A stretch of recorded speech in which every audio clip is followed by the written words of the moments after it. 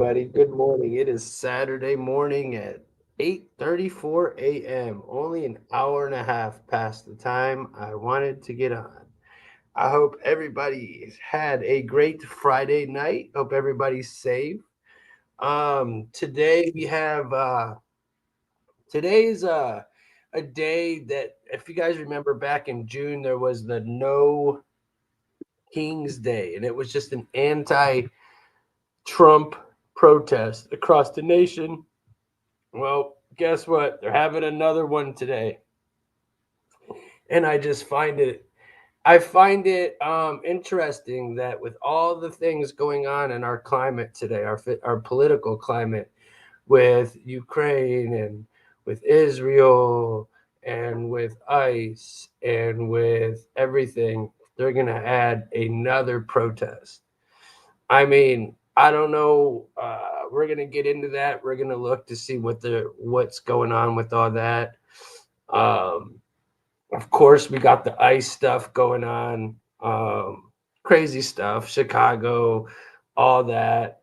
Um, if I can get to it, we've got that Trump talking a roundtable with him talking about Antifa. I've tried to do it last show. I didn't. I don't know if I'll get to it today.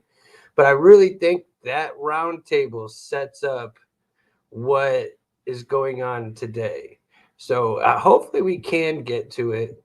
Um, we've got we got other news. I've got plenty of news clips and stuff. And if I get to it, I also got some interesting stuff about the Antichrist coming in. I talked about it on other shows. I just got more updated stuff. I may just save that for like a later on show when I got more stuff together. But let's get into it and see what all we got going on today. I hope everybody's doing well here. Let me check out my chat, see if anybody's in the chat. What's up, Ryan? What's up, Serenity? How you guys doing? Good morning. Ryan, the link's in the chat. If you want to pop in, you can. But that being said, I hope everybody's doing well, and let's get this show on the road. I don't know how this is gonna go. You guys know how I do. What's up, big ass? How you doing, brother man? You know how I do though. I kind of just go with the flow, So let's get this bad boy popping. All right. Boom.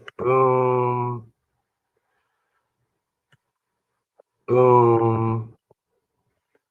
All right, let's go, guys.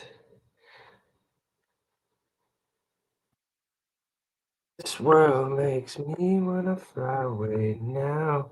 So it looks like the FBI captured the Hamas leader. Let's go. FBI arresting an alleged October 7th attacker living in Louisiana. Federal prosecutors say the 33-year-old man took part in the Hamas attack on Israel, then traveled to the U.S. on a fraudulent visa. Senior correspondent Jonathan Serias. 33. There's your first 33. More on what we're learning. Jonathan. Yeah, Sandra, he was living here in the U.S. legally, at least on paper. Investigators say he lied on his... Look at the time, you guys. 119. It was 9/11 when they're doing this. His visa application by failing to disclose his alleged connections to paramilitary groups. He was living in Lafayette, Louisiana. His name is Mahmoud al-Matadi. And according to the criminal complaint filed in U.S. District Court, evidence shows that on the morning of October 7, 2023, al-Matadi learned about the Hamas invasion, armed himself, gathered others, and crossed into Israel with the intention of assisting with Hamas's terrorist attack. That coordinated assault involved rape, torture, kidnapping, and the deaths of 1,200 people. Investigators say al-Matadi's phone used a cell tower located near Kibbutz Kfar Aza, the location of one of the worst massacres in that attack on Israel. The court filing also includes social media photos that investigators say shows al-Matadi wearing the red headband of the National Resistance Brigade Brigades, or NRB, a Gaza-based paramilitary group. It also includes a transcript of a phone call in which al-Matadi allegedly tells another man, quote, "If things go the way they should, Syria will take part, Lebanon will take part, and it's going to be a third world war." Sandra, al-Matadi is currently being held in Louisiana at the St. Martin Parish Correctional Center as this case unfolds. Back to you. Okay, thank you very much, Jonathan. John.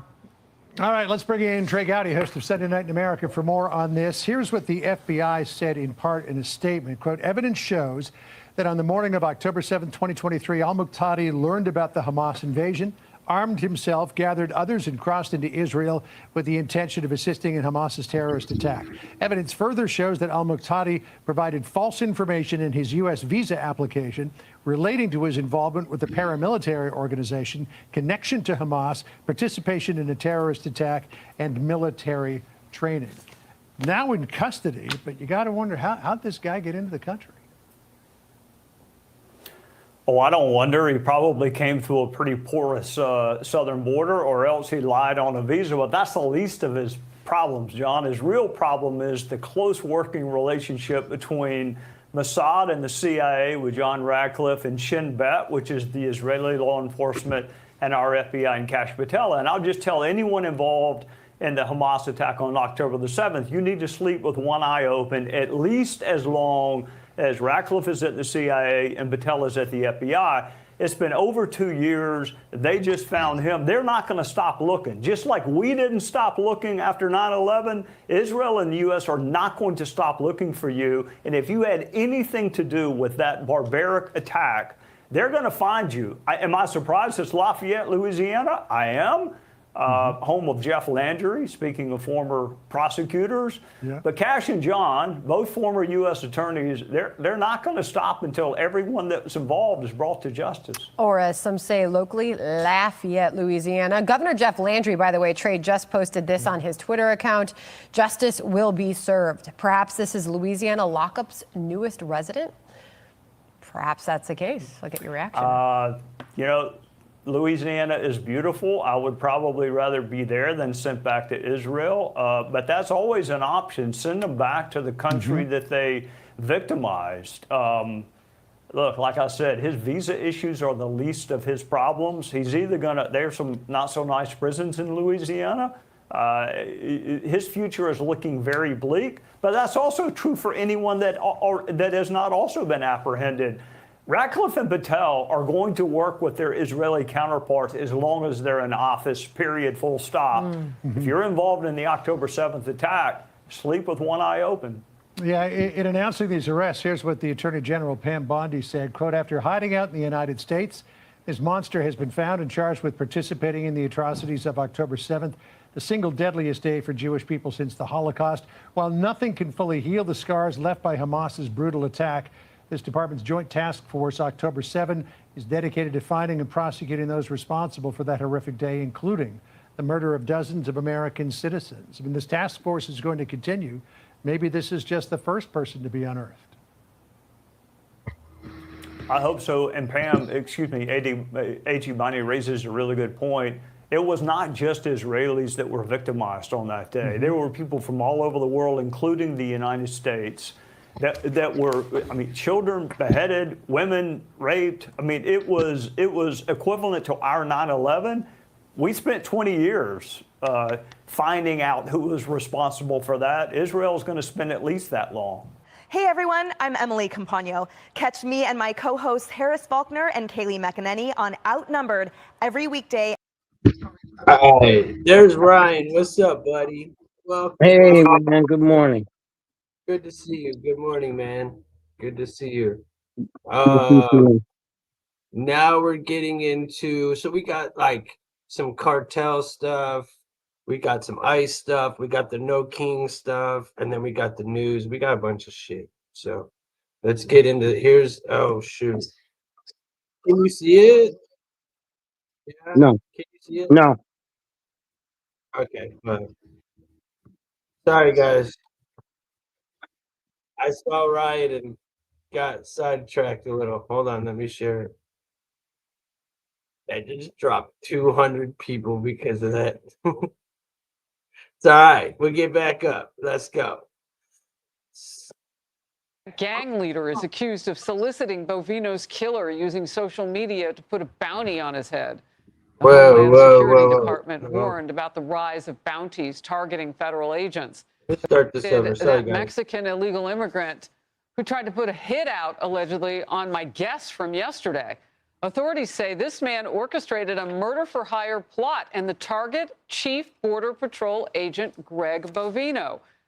That gang leader is accused of soliciting Bovino's killer using social media to put a bounty on his head. The Homeland Security Department warned about the rise of bounties targeting federal agents. The cartel-backed bounties cost up to $50,000 for assassinating high-ranking officials. Here is Chief Bovino in focus yesterday. Since those bounties were put out, we've had to take different measures to keep our agents safe, our ICE officers safe, and our allied law enforcement agents safe as they go into the field. And something else, Harris, that we're seeing is the lethality of the assaults against officers and agents. That lethality is increasing, and I think it's because of the bounties and that crazy rhetoric by the out-of-control governor and mayor. Well, here is just some of that rhetoric from the governor he's talking about, Illinois Governor J.B. Pritzker and Chicago Mayor Brandon Johnson. The extreme right in this country refused to accept the results of the Civil War. They have repeatedly called for a rematch. The federal government doesn't get to hold a state hostage to change our state laws. This is not about public safety. This is not even about immigration. This is a continuation of the Trump administration's war on the poor. I studied the Holocaust. I helped to build a Holocaust museum. This is what happened in the early days of the Nazi regime in Germany. I'm not suggesting we're going the same direction necessarily, but boy, it's frightening. I think you are. I think you just Homeland Security Secretary Kristi Noem with this warning, quote, their campaign of terror against the brave men and women who protect our homeland will be crushed, and these cartel members will be brought to their knees. President Trump and I have the backs of every member of law enforcement across our nation. Again, Secretary Noem. And focus now, the president's border czar, Tom Homan. Look, when you hear about the bounties, that's a different level. That fits in with this assassination culture, it would seem, in some way. Yeah, you know, it's incredible. I mean, I've been doing this job since I started in 1984. I worked for 7 different administrations, Harris, 7. Wow. And I've never seen anything even close to this, the hateful rhetoric that has caused over 1,000% increase in ICE officers. Chief Bovino, good friend of mine, he's doing a terrific job. He hasn't been home in months, going from city to city and helping run these operations. But the hateful rhetoric has to stop. I said back in March, if the hateful rhetoric continues, there will be bloodshed. People are going to die. And they have, unfortunately. One person died trying to attack the Border Patrol facility in Texas, and those officers killed him. Then we got another group showed up at an ICE detention facility, shooting that facility, and they wounded one officer by shooting him in the neck.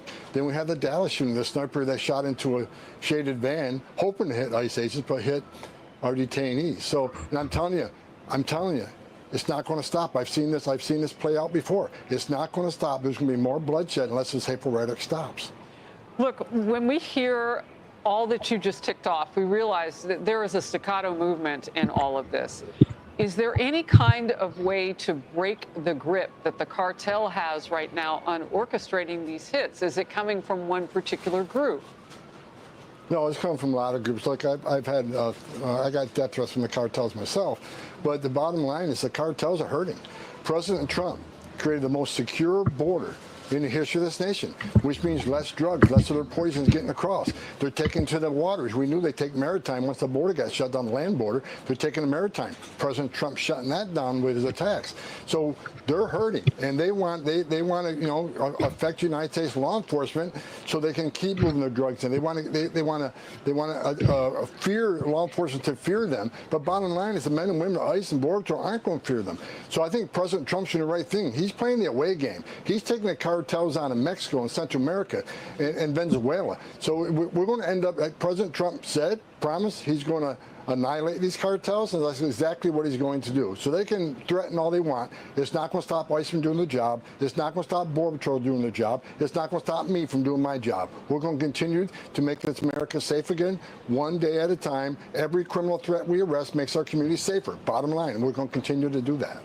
Louisiana's Governor Jeff Landry is out with a new ad highlighting the state's new detention facility and warning criminal illegal aliens, the most violent of them, so-called Louisiana lockup, is based inside the country's largest maximum security prison. It houses more than 400 illegal alien detainees. Let's watch part of that ad.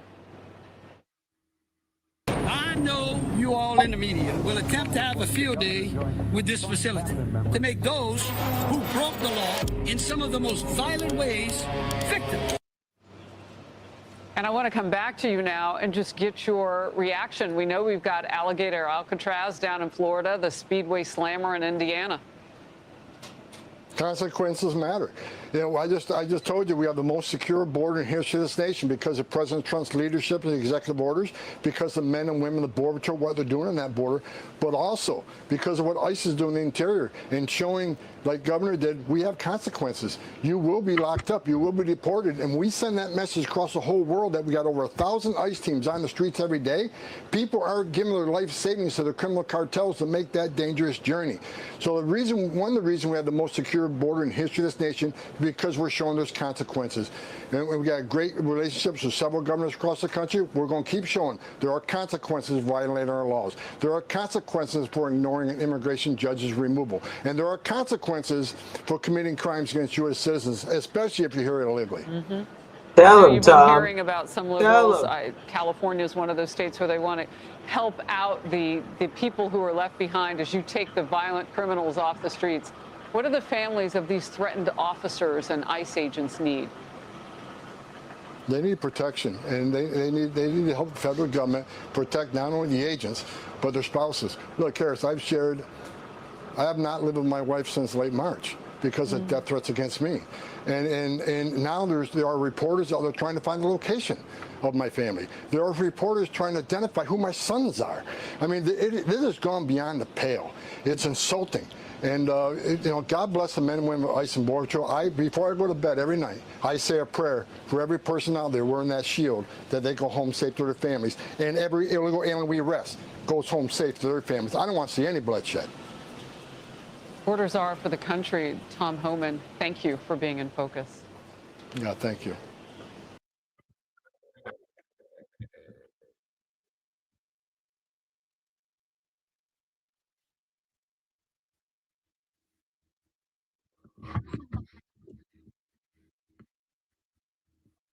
Now, look at the line now that the Immigration and Customs Enforcement officers, ICE there on the ground, and local law enforcement are forming. This is the chaos again and again and again. Protesters and rioters among them, anti-ICE, have gathered this morning in Broadview, Illinois.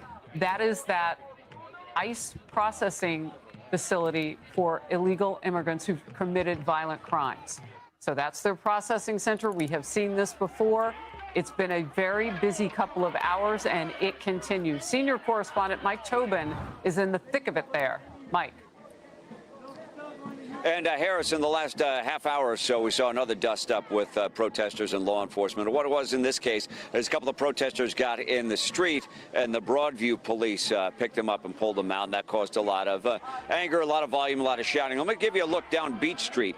This is where the fence used to be on Beach Street, and now what you see out here live are a bunch of state troopers. Now, Chief Thomas Mills told me that they were going to put a gate in that place. Right now, since that fence was removed by court order, there's nothing but manpower blocking that street, and you can see those are Illinois state troopers with their helmets and truncheons at the ready. There's another layer of state troopers a little further up the street here, and now what you've got are the demonstrators who are gathered, all the flags, and one of the things you'll notice with a lot of them that they've got their helmets and they've got the Home Depot's painter masks ready to go. What we usually see when the clashes occur, they usually occur on Sundays and they occur on Fridays, and in this case we saw a clash that occurred before the designated designated protesting hours.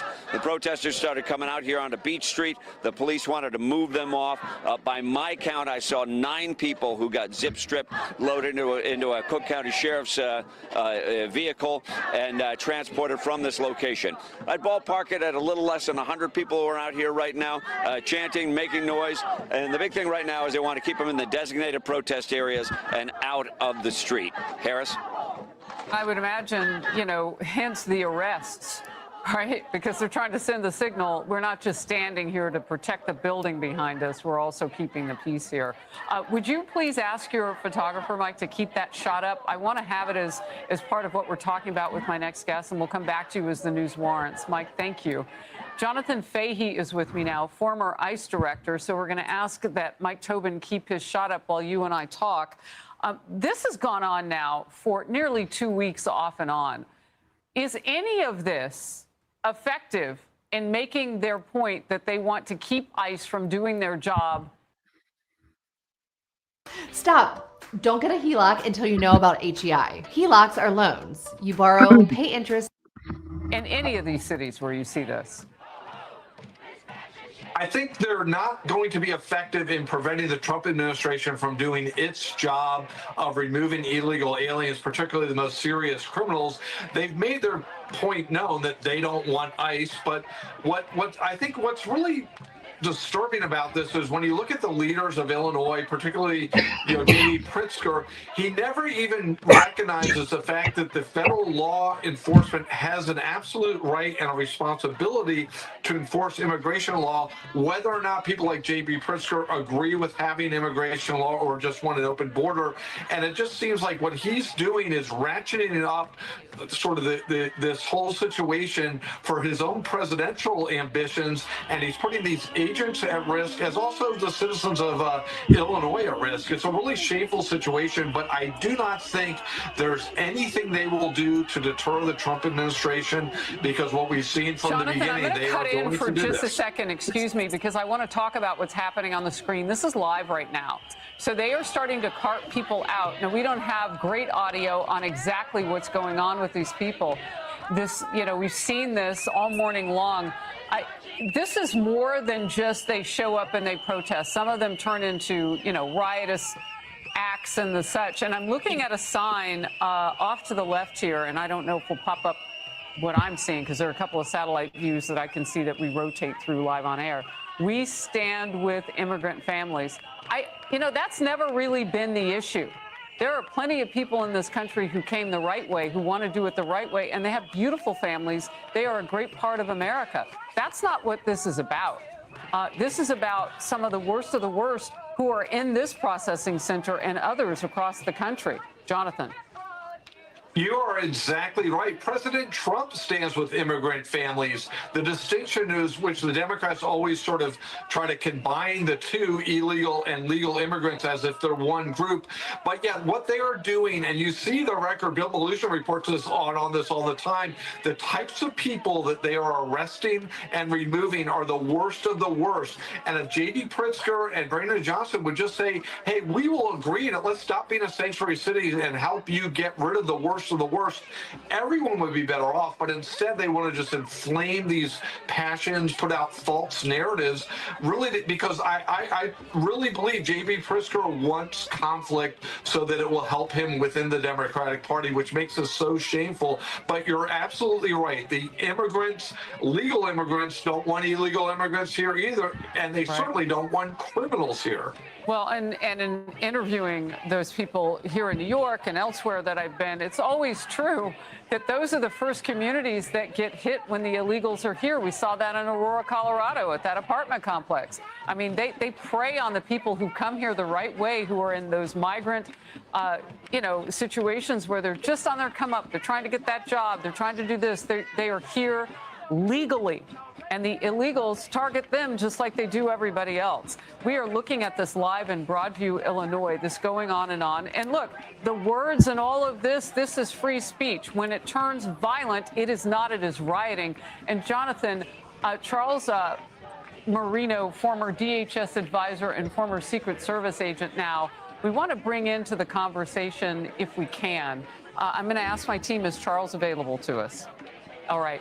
Charles, as you look at this, as I was just saying, this is more than just going out and protesting. Some of this has turned violent. And I think of DHS and what you have to do to protect these facilities and how much extra man and woman power you need to do that. Yeah, you're absolutely right. And you brought up some valid points. Look, of course, there's a First Amendment right to protest. What you don't have a right to do is to create an unsafe environment for others, including ICE and the rest of law enforcement, or disrupt the operations at that ICE facility. And we have to recognize that all of these protest groups, especially related to this issue, are going to include agitators that are not intent on peacefully protesting, but are going to intentionally try and disrupt and endanger and intimidate those that are trying to carry out the mission. J.B. Pritzker and others have always intentionally tried to blur this issue as related to overall immigration. And that is a falsehood. We are specifically talking about illegal immigration here and those that go on to commit other violent crimes. Mm-hmm. Look, I want to ask you something that I haven't heard asked and answered. When you have this kind of rioting going on, rioters mixed with protesters, you see a person moments ago, another one of those on the ground in handcuffs. Are you watching individuals? Because you're a former Secret Service agent. Would there be an effort to watch for individuals around the country who you kind of have had an eye on that might want to do bad things in a backdrop like this? Absolutely. It's a very dangerous situation that's been allowed to exist here outside this facility.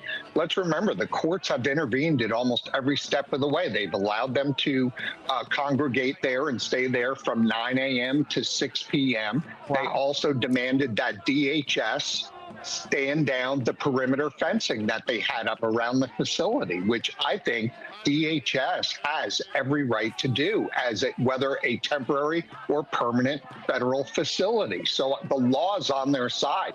Why they took that fencing down and why that judge made that ruling should certainly be challenged. So yeah, there's a lot of vulnerabilities here. We've seen this occur at other ICE locations. The rhetoric is off the charts. The threat environment is off the charts against both these facilities and the men and women enforcing the law here from ICE and CBP. And so to allow hundreds to congregate, you bet they're scanning that crowd. They're concerned.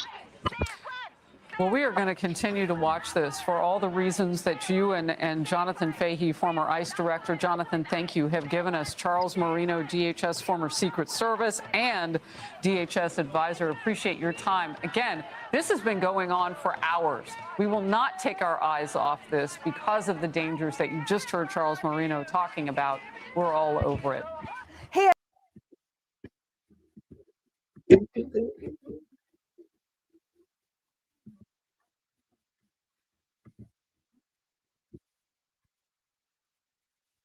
They're called No Kings protests.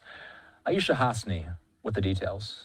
You got Caroline Levitt, who's sick. She's out of control. Democrat leader Hakeem Jeffries trashing White House Press Secretary Caroline Levitt today for claiming the Democratic Party is made up of, quote, Hamas terrorists, illegal aliens, and violent criminals. I'm not sure whether she's just demented, ignorant, a stone-cold liar, or all of the above. Levitt firing back, telling Fox Digital Hakeem Jeffries is an America Last stone-cold loser. Tensions are through the roof in Washington as Democrats continue blocking Republican efforts to reopen the government. This is politics. Tomorrow, Democrats plan to attend No Kings rallies across the country. Republicans call un-American. We refer to it by its more accurate description, the Hate America rally. Progressive Senator Bernie Sanders will headline the protest in Washington. Body armor is the #1 piece of equipment that you need for Bernie self-defense. That's why I've created. Of course. The right to protest is what America is about. We can never get rid of this guy. Republicans claim the day of protest is why Democrats haven't cut a deal yet. Mr. President, do you think that the government shutdown is all about this rally that's happening this weekend, the No Kings rally? No, I mean, some people say they want to delay it for the king. This is more not a than king. you know, they're referring to me as a king. I'm not a king. Right. No, but just so that Chuck Schumer could go and say, I'm fighting Trump. Yeah, well, Chuck is, you know, at the end of the line. He's being beaten by everybody who can pull against him. And despite calls from Democrats for protesters to remain peaceful over the weekend, Texas Governor Greg Abbott and Virginia Governor Glenn Youngkin are both readying their state's National Guard troops to respond to the No Kings rallies in their states if that's needed. In Washington, I'm Aisha Hasni, Fox News. As you know, we work very closely with all of our sister Fox stations across the country. That includes stations in Philadelphia, Atlanta, Austin, and San Francisco. Those 4 cities putting together pieces previewing the No Kings protests that are expected in their regions tomorrow. Let's go from east to west. Let's start with Fox 29 Philly. The gates are going up and the bicyclists are picking up their packets along Aikens Oval. Tomorrow, thousands will pedal their way through the closed streets of the city for the 4th annual Philly No-Car Bike Ride.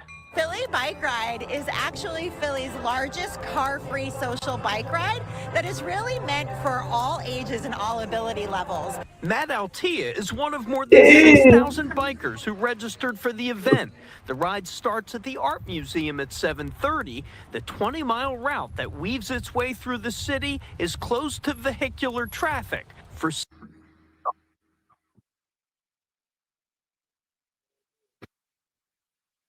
and I smacked right to the back of it.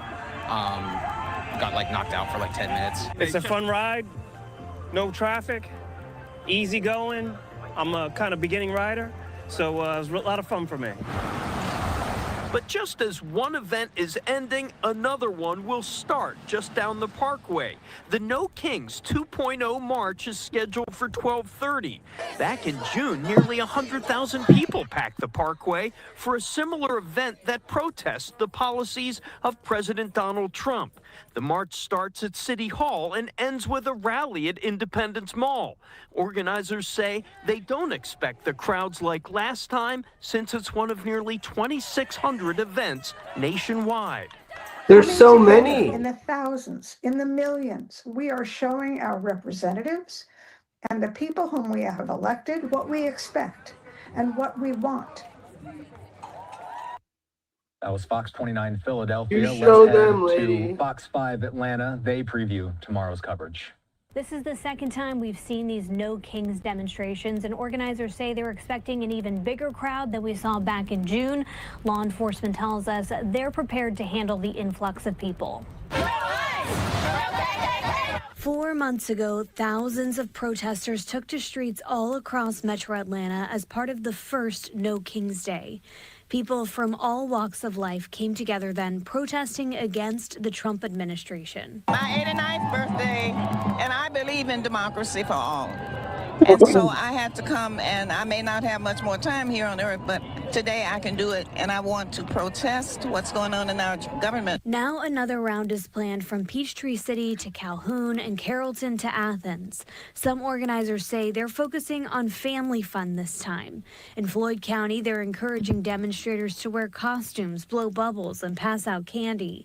In Cobb County, organizers say they're planning an inclusive, safe, and fun time while still focusing on the same mission we saw in June. Well, as a Marine, I signed up to protect our Constitution. Advocating on behalf of our immigrant community. The city of Atlanta is also making it clear they're working with the No Kings March, and permits have been issued. A statement from the city reads, "Any claim that the city of Atlanta has not or does not support this event is false, and the city has been working closely with the organizers to review and approve the necessary permits and ensure a safe and successful event." Atlanta police also say they'll be actively monitoring. And of course, these demonstrations are planned throughout the metro area, each of them scheduled at different locations and different times. We do know the one in Atlanta is scheduled from 10 o'clock till 1 o'clock at the Atlanta Civic Center. And of course, we'll have you covered on Fox Local all throughout the day. Reporting from the Fox 5 News Desk, I'm Something happens for Fox 5 News. Okay, Fox 5 Atlanta bringing us their I'll keep my eye open. If something happens, I will cover it. preview coverage. Fox 7 in Austin, Texas, doing the same thing. Mayor Kirk Watson said in a statement that the troopers won't be on the streets unless there's an emergency matter. On Thursday, Governor Greg Abbott stated in a statement that he deployed all necessary law enforcement officials and resources to ensure the safety of Austin residents ahead of the planned No Kings protest this weekend. The No Kings protest will be taking place across the country to speak out against the Trump administration's mass deportation push and the president's threatening to overtake elections, gutting health care, environmental protections, and education. That's according to the organizers' website. Our department has been very accommodating to make sure that we help people express their First Amendment rights in a peaceful manner so that way they can exercise their rights. However, that does not include criminal behavior. DPS says its Homeland Security Division is monitoring the planned protests, investigating any possible terror links, and promising to swiftly charge anyone who breaks the law. Austin police also say they're prepared for Saturday, warning that illegal activity won't be tolerated. The protests will be at the Capitol. Mayor Kirk Watson and Governor Greg Abbott haven't responded yet to see if any troops will be stationed at the Capitol ahead of the protest. Reporting at the state capitol, I'm Jessica Rivera, Fox 7 Austin News.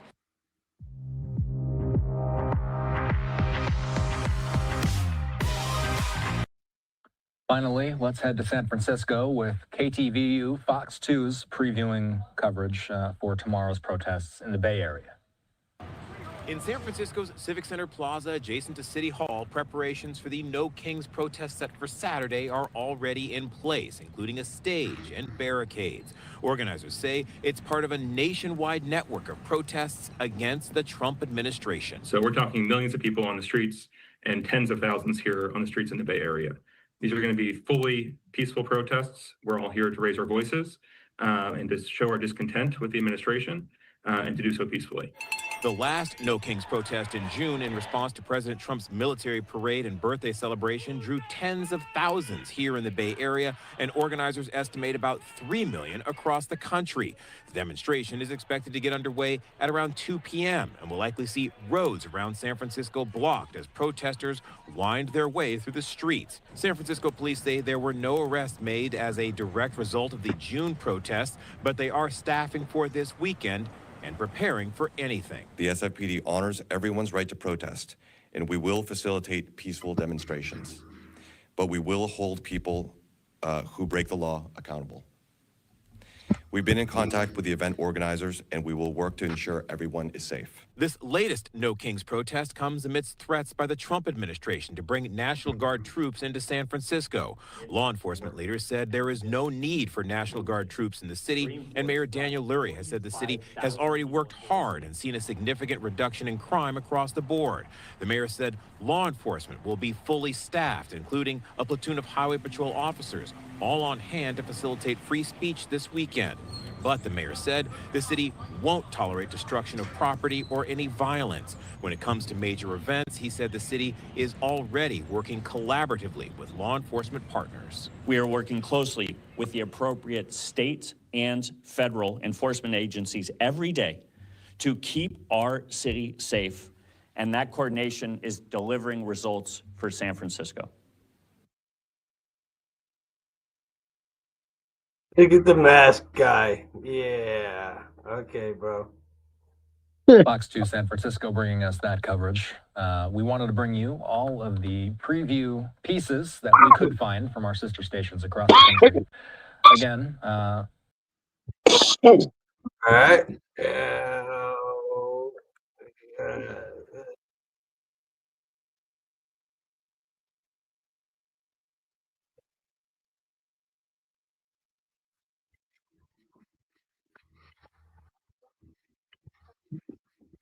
Questions are growing about the movement's true motivations and funding. You can't even drive through. In an exclusive interview with Spotlight on Maryland, U.S. Transportation Secretary Sean Duffy warned that this weekend's protests could turn volatile if radical elements like Antifa get involved. This weekend, there will be the No Kings protest that will be sparking up here locally in Maryland, as well as the rest of the country.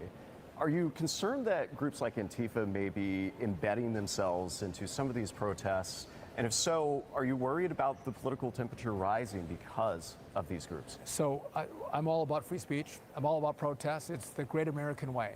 I am concerned about who's funding this, who's paying for it, who's organizing it.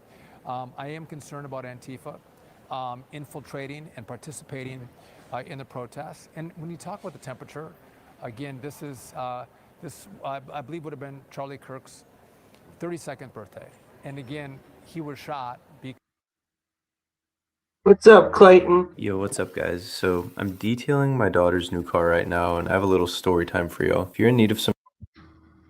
In America, we don't do that. In a democracy, you debate, you argue, but you don't pick up sticks and rocks and guns and kill each other.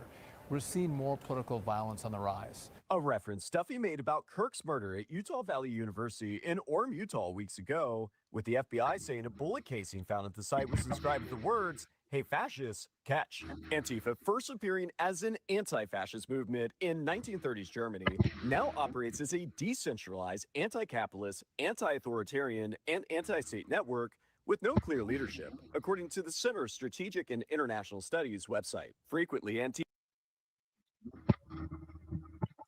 from Rome, seen days after protests. Antifa is not like the ACLU, doesn't have a big national headquarters or something. Scott Walter, president of the nonprofit watchdog group, the Capital Research Center, says his organization has been following special interest funding, including for radicalized and extremist groups, for decades. The way the radical left works is anything that brings people into the streets, they jump on the bandwagon. The official website for No Kings insists the movement is committed to nonviolence. But in June, No Kings! No Kings! Demonstrations over President Trump's deportation policies exploded into riots in downtown Los Angeles, causing damage, arrests, and days of civil unrest. While protests were active before the last No Kings Day in LA, police said in a press release that 38 people were arrested for a variety of charges. Soon after, in September, President Trump declared Antifa a domestic terror group. Radicals associated with the domestic terror group Antifa that you've heard a lot about lately, and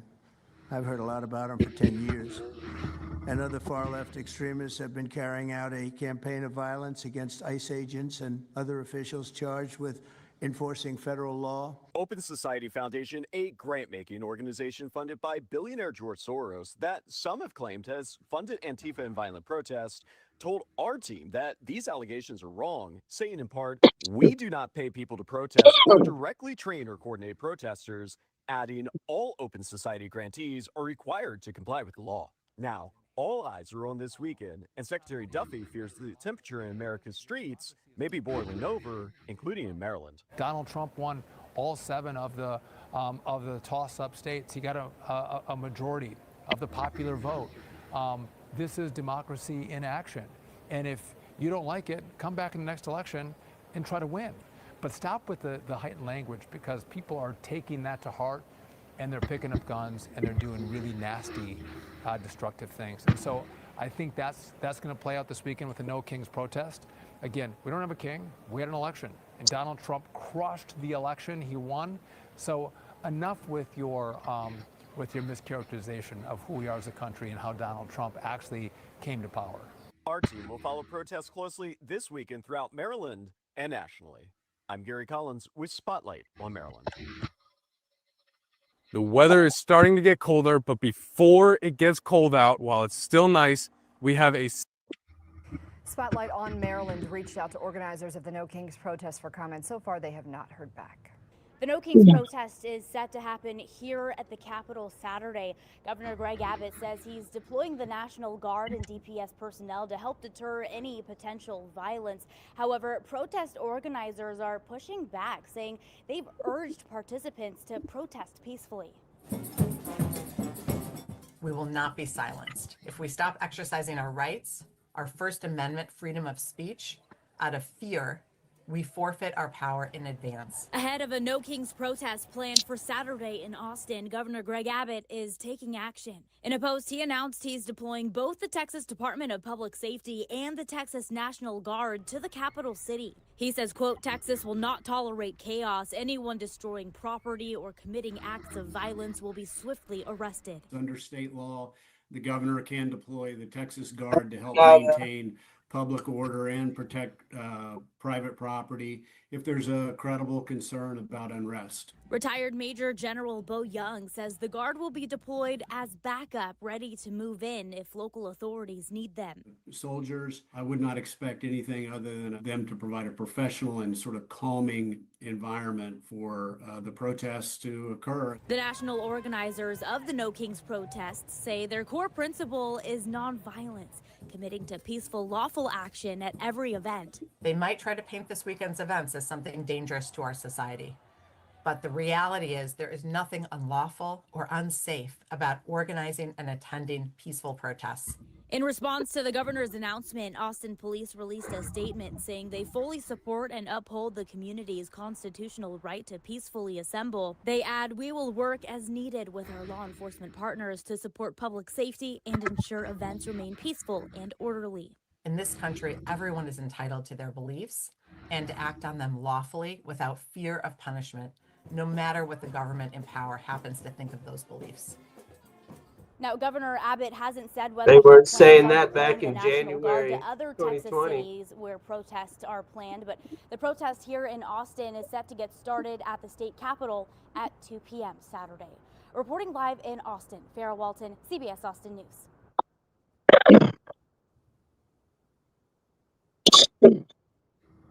She's kind of hot. Okay. It is now the third week of the government shutdown as the Senate fails to advance the GOP funding bill for the 9th time.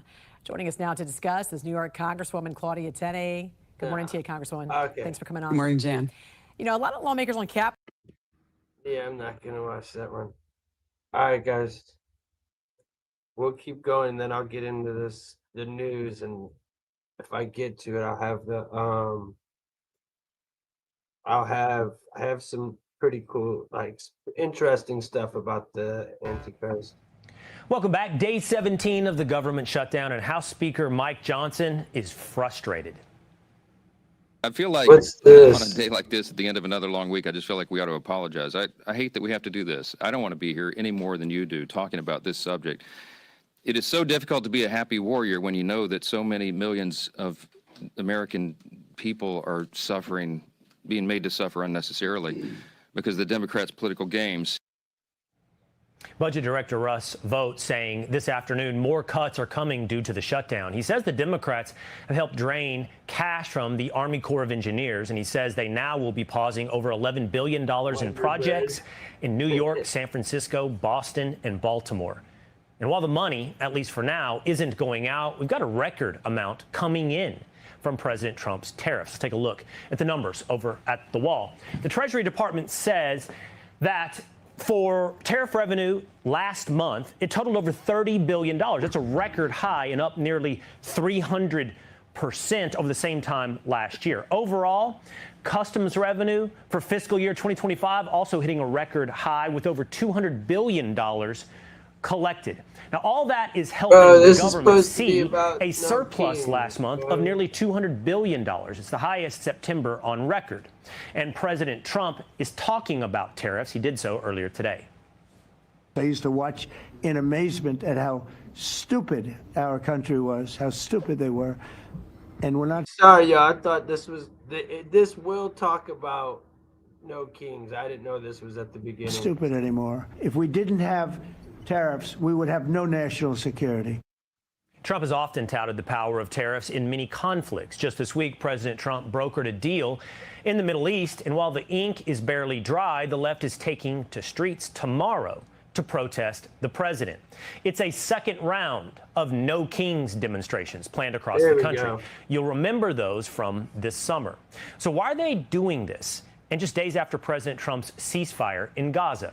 Joining us now to answer that question is one of the organizers of the protest, co-president of Public Citizen, Robert Weissman. Robert, thank you for being with us here today to try to shed some light on what is driving you to the streets tomorrow.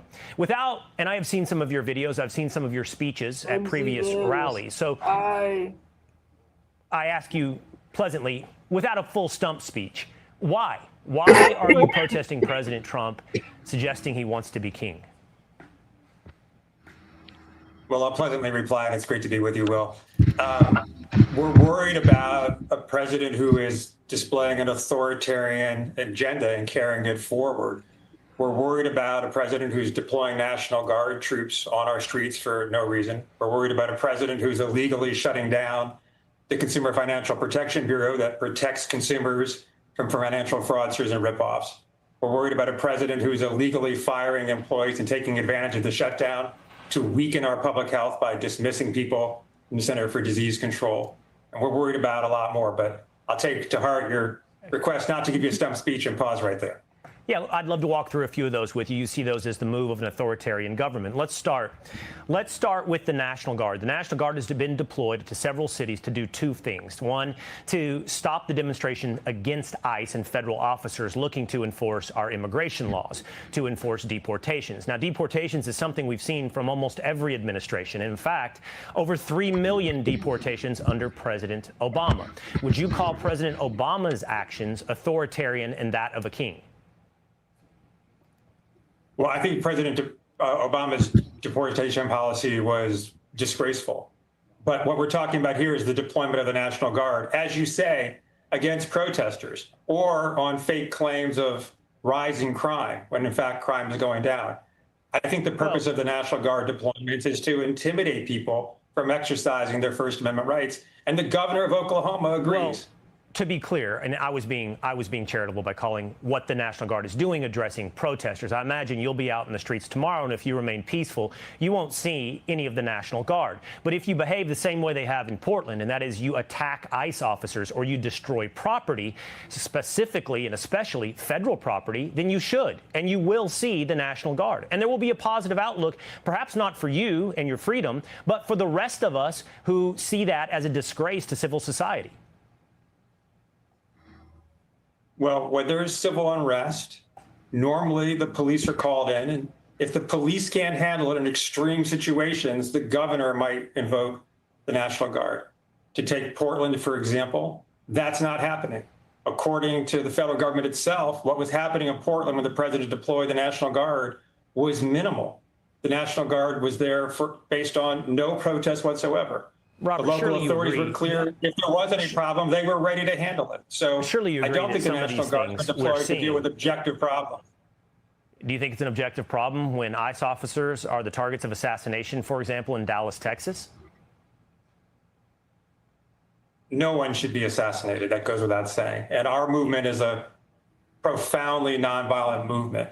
And that's what you're going to see on the streets tomorrow from the No Kings protest. And I appreciate that. But there is a problem. There is a problem of violence. I do want to say this. I appreciate you saying that. I appreciate that both you condemn violence, which, by the way, is a bit, I'm not going to call it a rarity, but it is a declining proposition on the left. We've seen the polls where many on the left see political violence as a legitimate outlet of pushing back on something they believe, like you, is an authoritarian regime. So it's big that you suggest it's not appropriate. And you also will not have it tomorrow in your protest, your No King protest. But don't you think that by saying President Trump is an authoritarian, by saying that, you're making people believe that their lives are actually at risk? In fact, by that rhetoric, aren't you legitimizing those, even if they're crazy? You're giving them the legitimacy to turn to violence?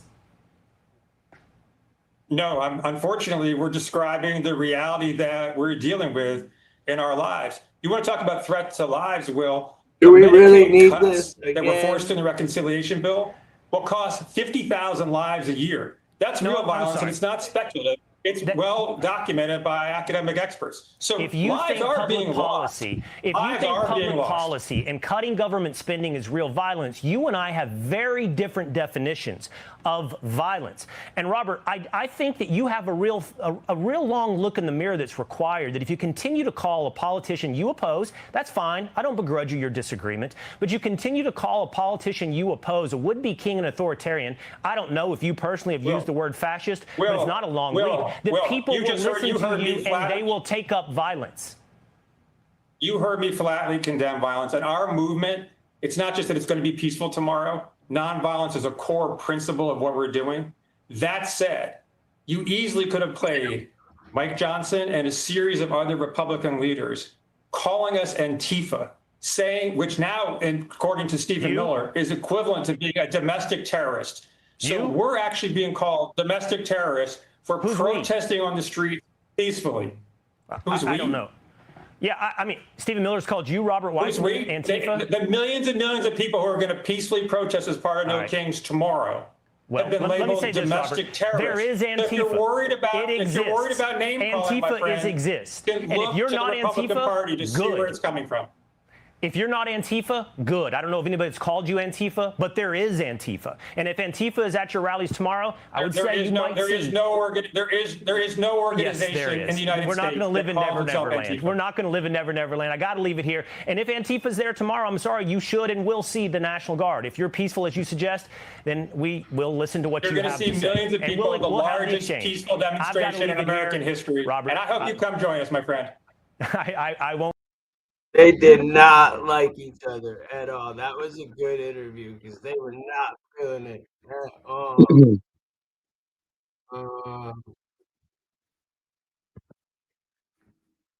This one's CNN, y'all. This is just another angle. Let's see what these people got to say. Eve of freedom or the eve of terror.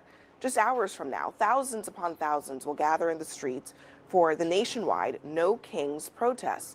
Organizers say that they're speaking out against Donald Trump and his abuse of power. Republicans are framing it quite differently. We're going to bring together the Marxists, the socialists, the Antifa advocates, the anarchists, and the pro-Hamas wing of the far-left Democrat Party. That is the modern Democratic Party. That's where they've gone. And the Hate America rally is the common theme among all those groups. Now, these protests come at an interesting time. The government is still shut down, 3 weeks now. Both sides aren't even talking, and now top Democrats are going after Caroline Leavitt for some extreme accusations that she leveled against the party's base. The Democrat Party's main constituency are made up of Hamas terrorists, illegal aliens, and violent criminals. That is who the Democrat Party is catering to. They don't stand for anything except for catering to their far-left base, which, as I said, includes anti-Semites, includes Hamas terrorists, illegal aliens, and violent criminals who they want to let off freely to roam in American streets. Caroline Leavitt is a complete and total disgrace. She continues to embarrass herself. It gets worse every time she opens her mouth. She's lying about something. And of course she's lying about the patriotic Americans who are going to exercise their First Amendment rights to petition the government and express themselves and gather in a peaceful assembly. So think of it as like a TV ad with a catalog component where I can choose on the Roku app and immediately it's going to send me a text that comes from Roku. And Now, Ashley, I don't know why Republicans are so exercised about this protest tomorrow compared to the last time that it was happening. But could it be the sense that there is more momentum this time around than there was the last time? I mean, what's your sense of how much energy there is and how many people we might see tomorrow? I think there's going to be millions of Americans and people protesting tomorrow to protect our democracy. I think that the reason why Republicans are paying attention now is because the last time the No Kings protest took place, it was on Donald Trump's birthday, and he thought millions of people were going to show up for that, and they didn't, and instead they showed up for protests that day. And so now he's like, maybe I'm not as popular as I think. But for Republicans, what I would argue is that you should want millions of people to go out into the streets.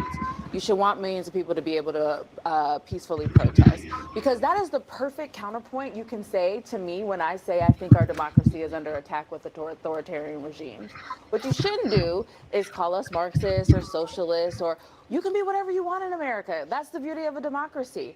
And I swear, I really do. I thought a couple weeks ago we said I don't think anybody cares about this. Protesting peacefully in the street is taking the temperature down.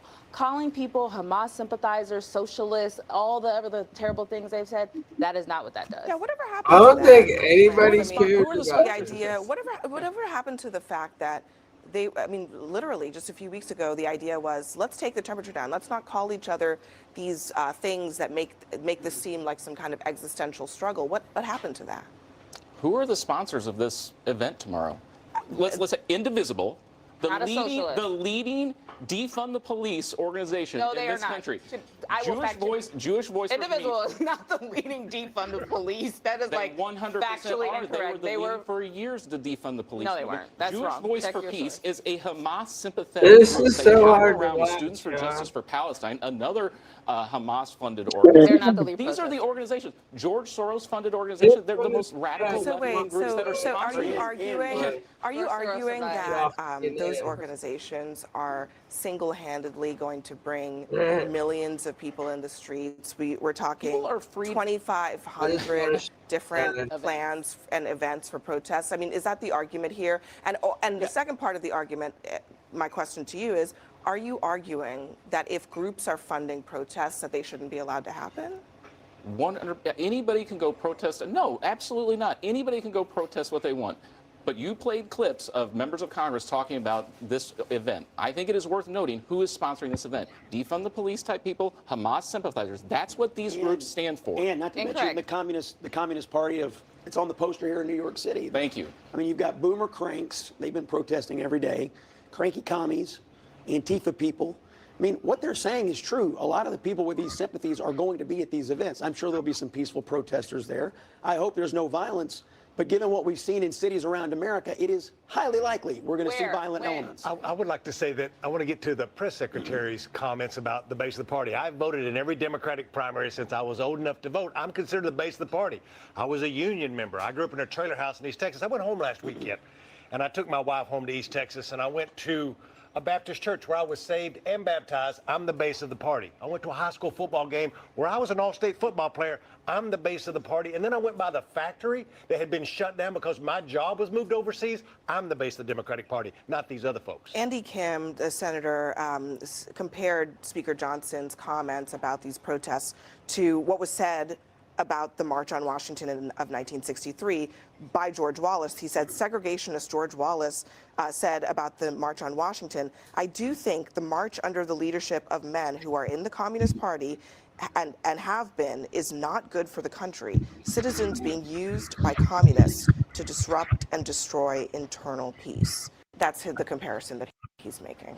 Well, look, I mean, if Democrats want to embrace having the Communist Party here in New York City sponsor this rally, be my guest, respectfully, and I hear what you're saying, but where is the energy in the Democratic Party? You see energy around protecting illegal populations. You see it every day. Energy around criminals, violent criminals. I mean, Democratic officials all over this country have worked very hard to let violent criminals out on the streets. Where is the lie in what is being said by Caroline Leavitt? This is where the energy is on the left. The energy, violent, illegal aliens, violent criminals. That's the energy. That's what you see. The energy is behind protecting people's rights. It's behind not having citizens citizens, Americans. What about illegal aliens being rounded up by Many ICE? Democrats have said we got the immigration issue wrong and we need to fix it. Perhaps maybe in Congress, but we know that won't happen because they aren't even working right now. But when you have over 15,000 in debt, it's like playing a game you can't win. people are protesting Americans being zip-tied, being detained without having their rights protected. I'm not saying that is not who is that is not the Democratic Party saying that let all illegal people or criminals run free. That is not what the Democratic Party is saying. Those are the policies. Those are your. No, they are not. I mean, you have prosecutors and judges all over this country that have let violent criminal after violent criminal out on the streets, and then what do? They commit other violent crimes in city after city after city. What does that have to do with people exercising their rights to protest? I really want to understand. I mean, there are going to be millions of people probably out on the streets all over the country. And many of those people are, your neighbors, perhaps some of your friends. They're regular Americans that have constitutional rights, that have voting rights like everybody else. Why is it that there is this idea that guilt by association should be applied to them when they just want to go out and protest against a political administration that they disagree with? I have no problem with people protesting peacefully. They have every right to do that. I do think it's legitimate. Why demonize them? Because I think it's a legitimate political debate about what they're protesting for. I mean, look, listen, if every time, and this does happen on the right, on the left to some extent, conservatives get mad when Democrats say, oh, you guys are palling around with white supremacists and racists and so on and so forth. Charlottesville, a great example. Or the group chat. Yeah, the group chat. This week. January 6th, all of that. Everybody painted with the same brush, and you all were opposed and upset about that. Why are you applying then that same thing in this situation? Again, if they want to protest peacefully, that's perfectly fine. It is perfectly legitimate political debate for Republicans to say, what exactly are they protesting? They are mad that Donald Trump is enforcing federal immigration law. They are mad that he is lawfully exercising the powers of the presidency.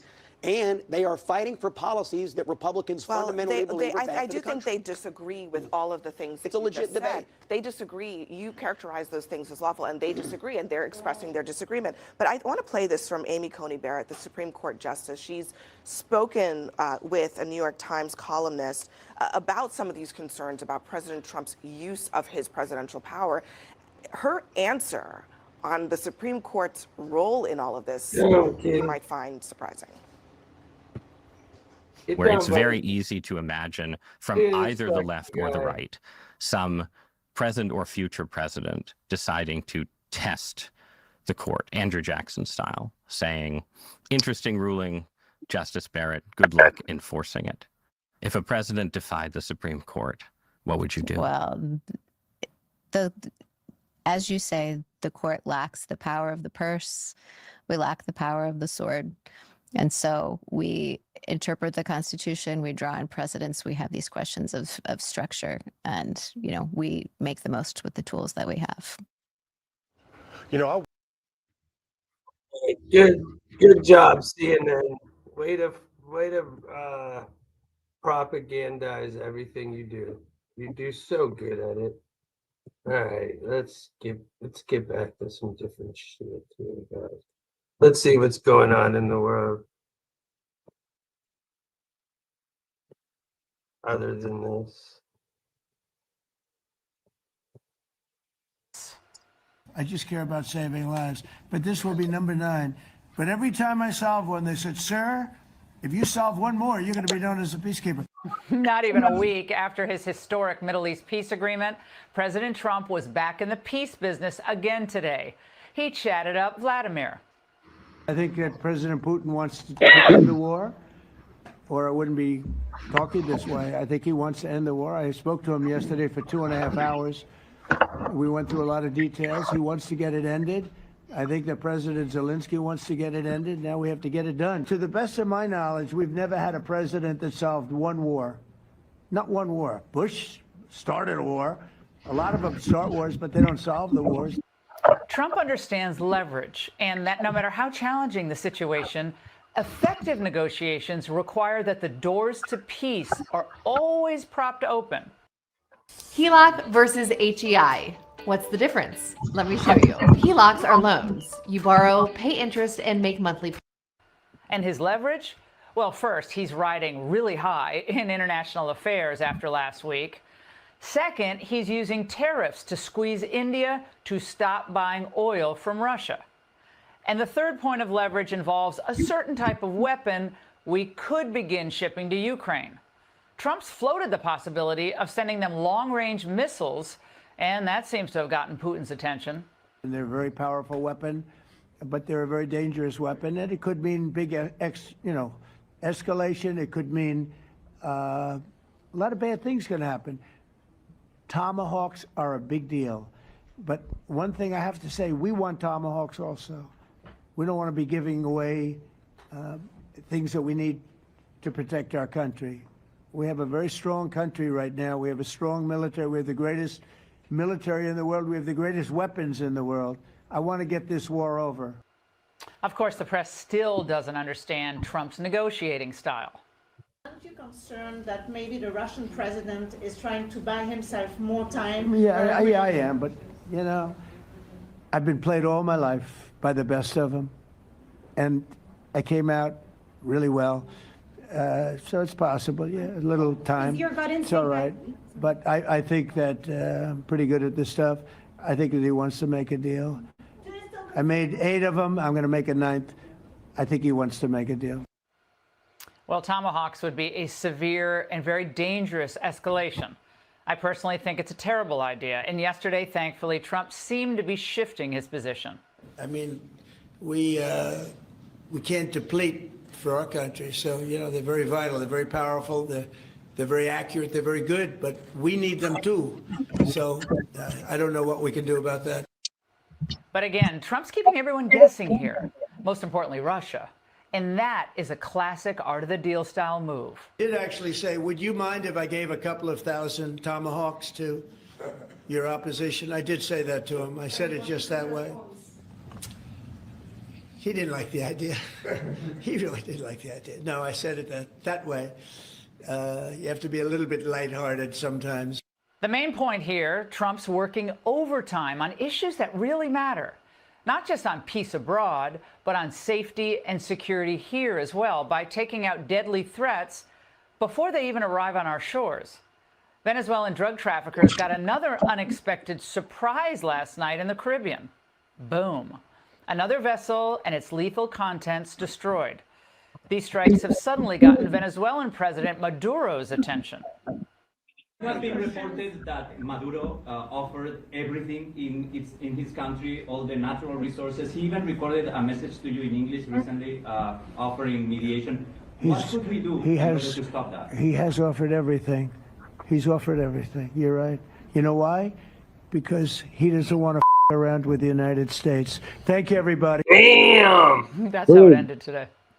Damn! Bombs and the F-bombs. At least we know President Trump will never stop trying to save American lives. But over in the Democrat Party, the opposite seems true. They're fine with sacrificing American lives if it means flooding our country with illegals and protecting even the most sadistic criminals from deportation. That's what they were doing today near an ICE detention facility outside Chicago.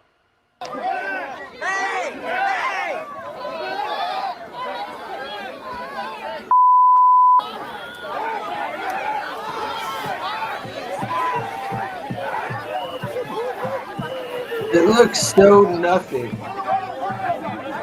This is America. This is America right here. Fascist arm of America. He still has the Hamas scarf. I love that. And the Mexican flag still flying. Nothing but perpetual agitation against law and order on the left. And of course, perpetual agitation against an America they loathe. Because their ultimate goal, especially those who are funding these things, the takedown of the Trump administration. And as usual, their arguments are both tired and illogical. They tried the Trump's a dictator theme all last year and they lost huge. But they're still sticking with it. But how exactly is Donald Trump a threat to democracy? Because he's, tackling wasteful spending? Or removing illegals? Or reshoring manufacturing? Negotiating peace and trade deals? What? Of course, it's all goofy. Just like this weekend's coming attraction. More protest theater. Even supporters are kind of underselling it. I don't think you're going to walk away from this weekend and come to the conclusion that America doesn't care about the destruction of our democracy. To the extent that there aren't millions of people out there every single weekend, well, maybe that's because at times this year, Democratic elected officials haven't acted like the crisis is urgent. This is the first moment where Democrats are having a fight. So today's the day. I've got my RTA mock system and Coyote appliances. And they did tell me it was only... No agenda, no leader. Unless you're inspired by this guy. No kings. A declaration of independence against the tyranny, against lawlessness in the context that there was no rule of law. It was the rule of king. And I think increasingly people are waking up to the rule of law in this country, increasingly appearing to be the rule of Don. Oh, no, Gav, you're precious. No kings, no message. Democrats are always underestimating the common sense of the American voter. If Trump is such a threat to American stability, why is he more liked at this point in his second term than either Obama or Bush? My friends, Democrats are in a flat spin, and they can't turn out of it. And imagine the ride if Kamala were in the cockpit. But even when President Trump faces turbulence, he manages to rise above it and keep his eye on the horizon. And that's the angle. Trump had a very special visitor at the White House today, and we're not talking about Zelensky.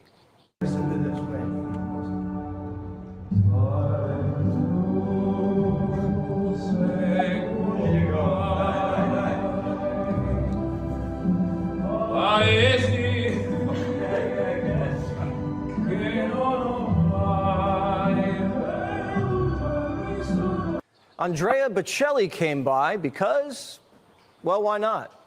Trump loves his new surround sound system, but nothing beats Bocelli with a mic. I don't know. The president even invited him to perform at a holiday party, and if Bobby Kennedy behaves, the whole cabinet comes. It's beautiful, right? Yeah. It was. He walked in and we put on his music, right? It was great. Great guy. He's coming December 5th to perform at the White House for some of the people. If the cabinet members are good, if they're doing a good job, we'll let them come. Tomorrow, Democrats are throwing a different kind of party. Some people showed up early, but instead of being serenaded in Italian, they're being screamed at by unicorns. DHS! Get FEMA out of DHS! Gnomes, photo-ops do not impress! Gnomes, photo-ops do not impress! In Chicago, in front of an ICE facility, they're setting up a crucifix. Tremble, tremble, tremble. People are sick. Were you there when I battered down their door? No one even knows about the protest, so they had to get Colbert to promote it. This weekend, ladies and gentlemen, there will be 2,500 rallies across the United States under the banner of the No Kings protest. All right? Saturday. Check your local listings. CBS is promoting anti-Trump protests on late night. Guess what? So's ABC. That's crazy. You're going to be making your own sign, everybody. Oh, who's shocked? Jimmy Kimmel? There has a sign. I just want to ask you, remember, our president is very sensitive about his weight, so please do not use the word Shamussolini to describe him, or engorge Washington, or King Hungry VIII. He will not appreciate it. It's rude, and he will throw you in jail. Usually when liberals gather together, it's not mostly peaceful. Are these networks going to be comfortable promoting a rally that's going to get bloody? BLM, Chaz, Tesla, Portland, the LA riots. When these things happen, there's usually death or fires or both. Antifa is going to be at No Kings. It's sponsored by the Communist Party. Is the face of Disney okay with promoting that? Plus, they're holding a hate Trump rally after he just secured peace in the Middle East. It's an interesting time to be doing it. Trump is coming off his most successful week ever as a president. I mean, there's universal backing in terms of obviously what happened with Israel and the fantastic job he's done. So it's an interesting week to be coming out again. Talk about terrible timing, but the Democrats are saying it's now or never.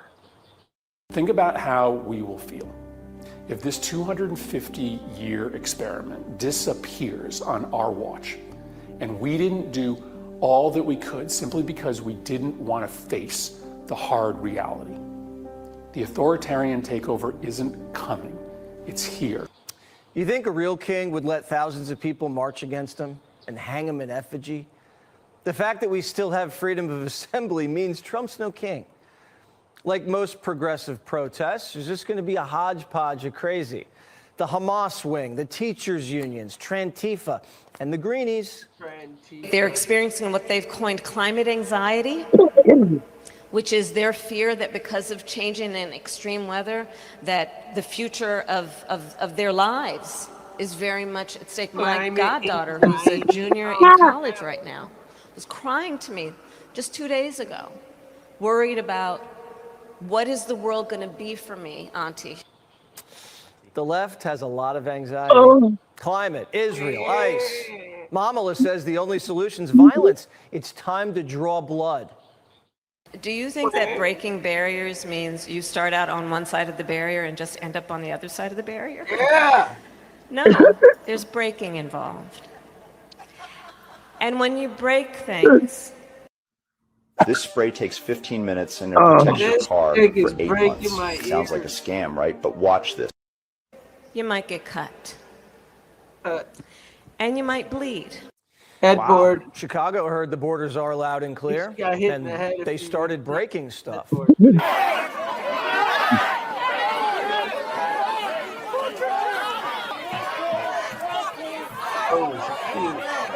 I forgot to get pretty.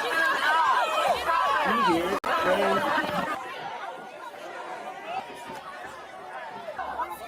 Ryan, can you hear it? Yes. ICE is getting shot at, doxxed, rammed, assaulted, but Riggs doesn't care. He wants ICE behind bars and Miller in the chair.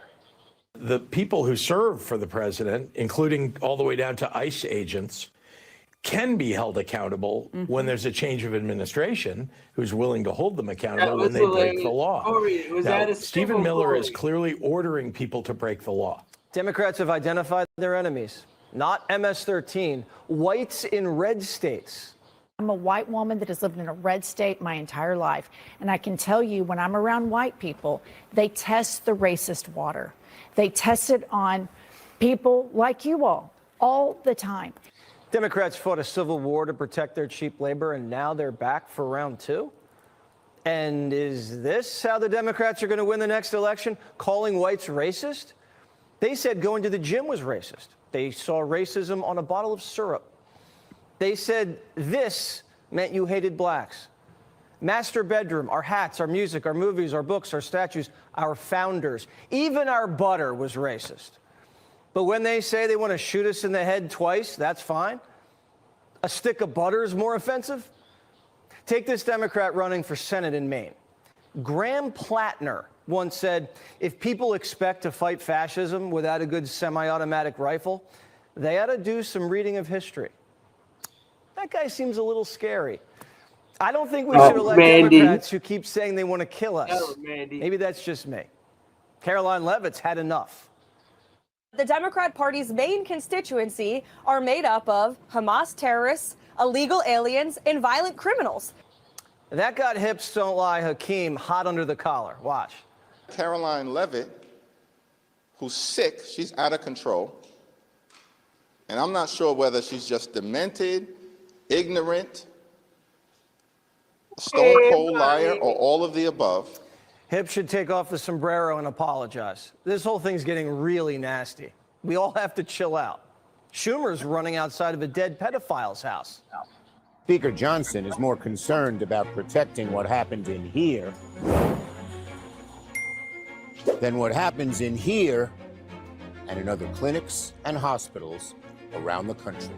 Chuck's doing stand-ups outside Epstein's mansion. Seems a little desperate during a government shutdown.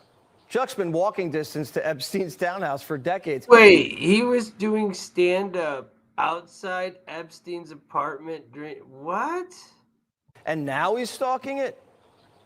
Well, Chuck is, at the end of the line. He's being beaten by everybody that they poll against him. And what he did is he did the right thing a couple of years ago on something like this. And he got hurt by his party. And it doesn't, I don't think it matters. That was weird. I think he's just so dead that he'll do anything. Democrats are saying, we're dead? Oh, yeah? Well, the president's brain dead. This president appears unhinged, unmoored by reality and facts.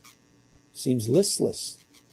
He seems, dare I say, in decline cognitively. And these are just rantings of someone that needs an intervention, needs some help. Gavin thinks boys should change in girls' locker rooms. He's in cognitive decline. Democrats actually had a brain-dead president, and then they cooed him for his brain-dead vice president. They stole 14 million votes from Joe and then crowned Kamala, who got no votes. And they're saying to us, no kings. They rig primaries. They get caught stuffing ballots. Hi, Wanda. And when they seize power, they try to censor us and lock us up. Trump won in a landslide. The American people rejected Kamala not once, but twice. and she's still running. Listen. There's another term that women get to have in their careers, which is sometimes a glass cliff. Yeah. It's when a job is impossible and you get to have it. Yeah. Was yours 107 days the ultimate glass cliff? Oh, cliff to me suggests finality, and I'm not into that. Ooh, there it is. Kamala's not going anywhere. It's going to be a knife fight between her and Newsom. You know, the main reason Democrats are in this mess? Barack Hussein Obama. He gave birth to Joe. Joe gave birth to Kamala, and now the party's a mess. And the cross-legged Messiah is scrambling to put it back together. Hey, New Jersey, this is Barack Obama, and I want to talk to you about my friend Mikey Sherrill. Mikey Sherrill is the right choice for your next governor. So go vote by November 4th. Obama's friend, Mikey, called Charlie Kirk a racist sexist before his body was buried. He's into the whole trans thing and thinks pork roll sandwiches are disgusting. That's sacrilegious in New Jersey. Obama has to endorse these freaks because there's no one left. All Democrats do these days is fantasize about killing us. Why don't we just agree to celebrate No King's Day on July 4th, like normal Americans? Hi, Mimsy Limbs. It's good to see you. Hi, Mimsy. And welcome to Hannity. And following yesterday's indictment, this morning, former National Security Advisor John Bolton, he pled not guilty to 18 counts of mishandling and sharing classified information. We've got the very latest coming up in just a moment. Also, during last night's New York City mayoral debate, both Andrew Cuomo and communist Marxist Mamdani refused to say they would support New York Governor Kathy Hochul's bid for re-election. This is big news. Take a look. Show of hands, who supports Kathy Hochul for re-election? It's a decision that should be made after this general election. So no decision. It was Cuomo. He's the one that selected Hochul to be his running mate, and Hochul just endorsed commie Marxist Mamdani for mayor. Now, Congresswoman Elise Stefanik, considered by many to be a real challenger to Hochul next November. She will join us coming up. Also, the ICE protests across the country have somehow now gotten even more bizarre. You decide. Oh, my God.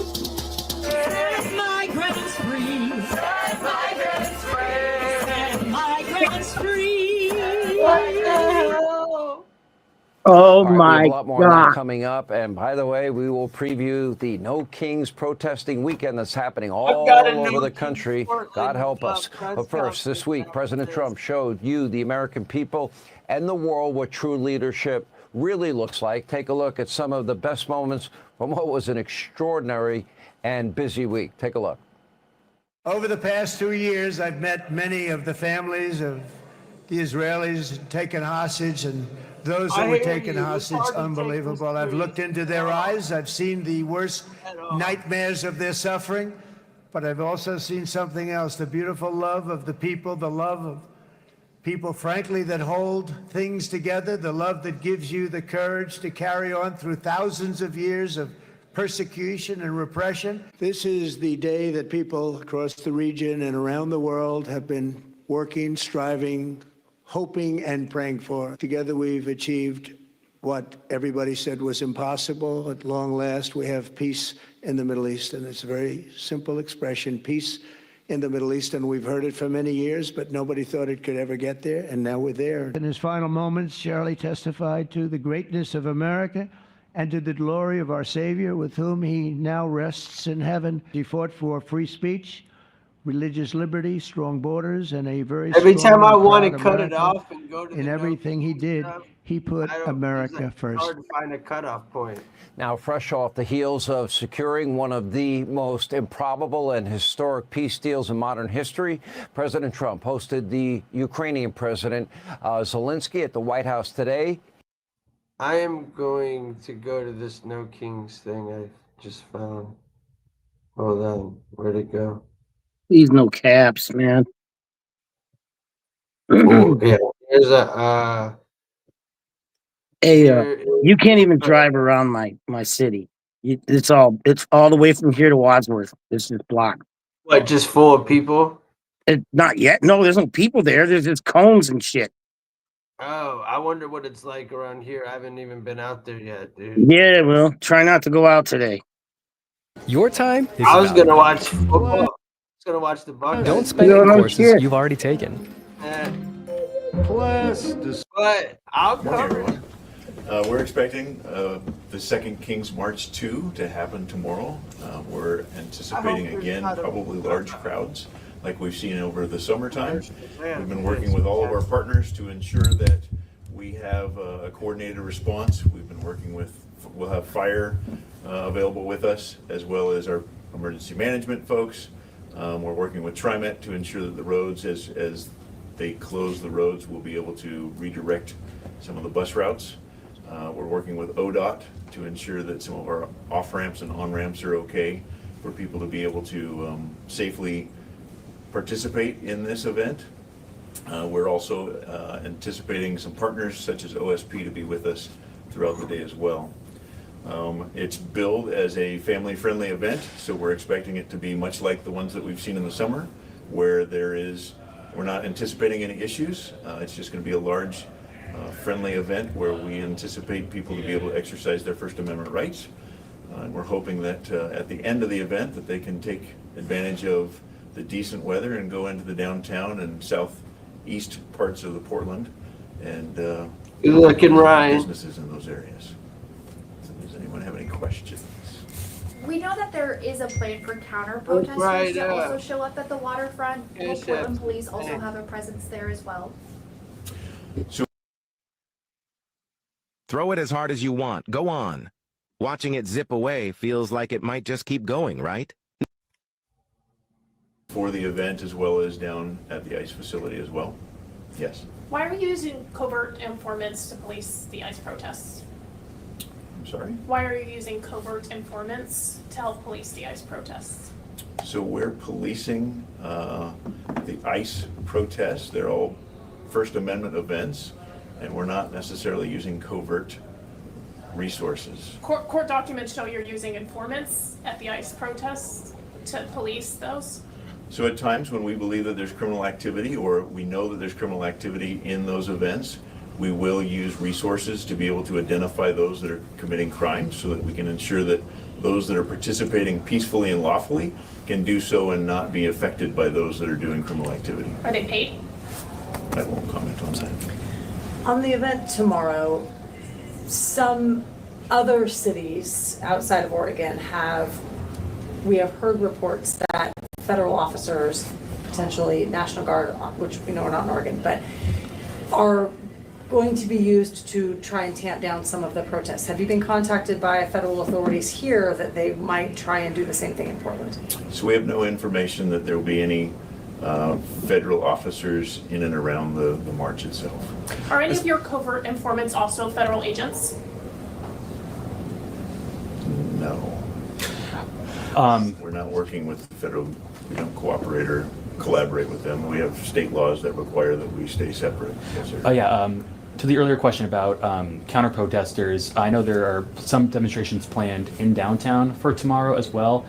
What strategies does PPB have for preventing any clashes between different protesting groups?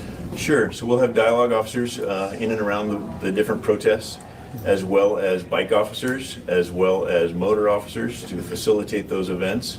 And then we'll deal with any, clashes or confrontations as necessary.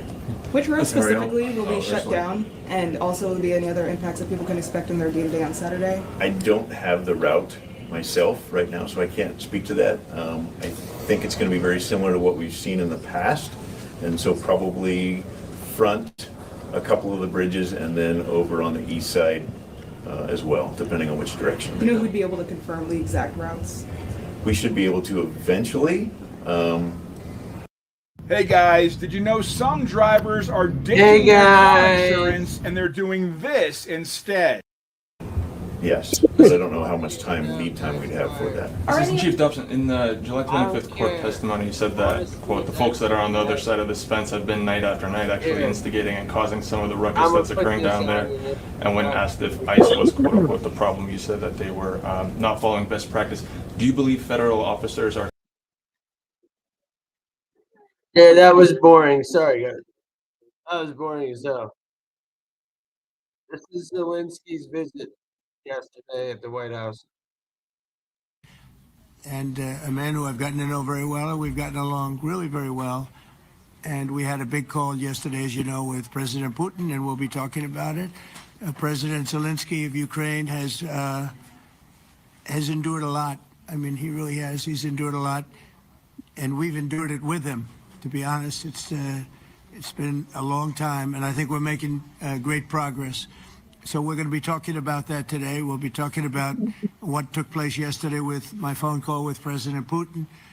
And I think that things are coming along pretty well. It began with Alaska, where I think certain guidelines were discussed, and we want to see if we can get this done. This was long ago into the Biden administration. I came here and right on secret out. Inherited this, and we'd like to see if we could finish it, end it. We want it ended. So many people have died in this war, and we're gonna get it ended. So I just want to thank you all very much. If you have a couple of questions, go ahead, please.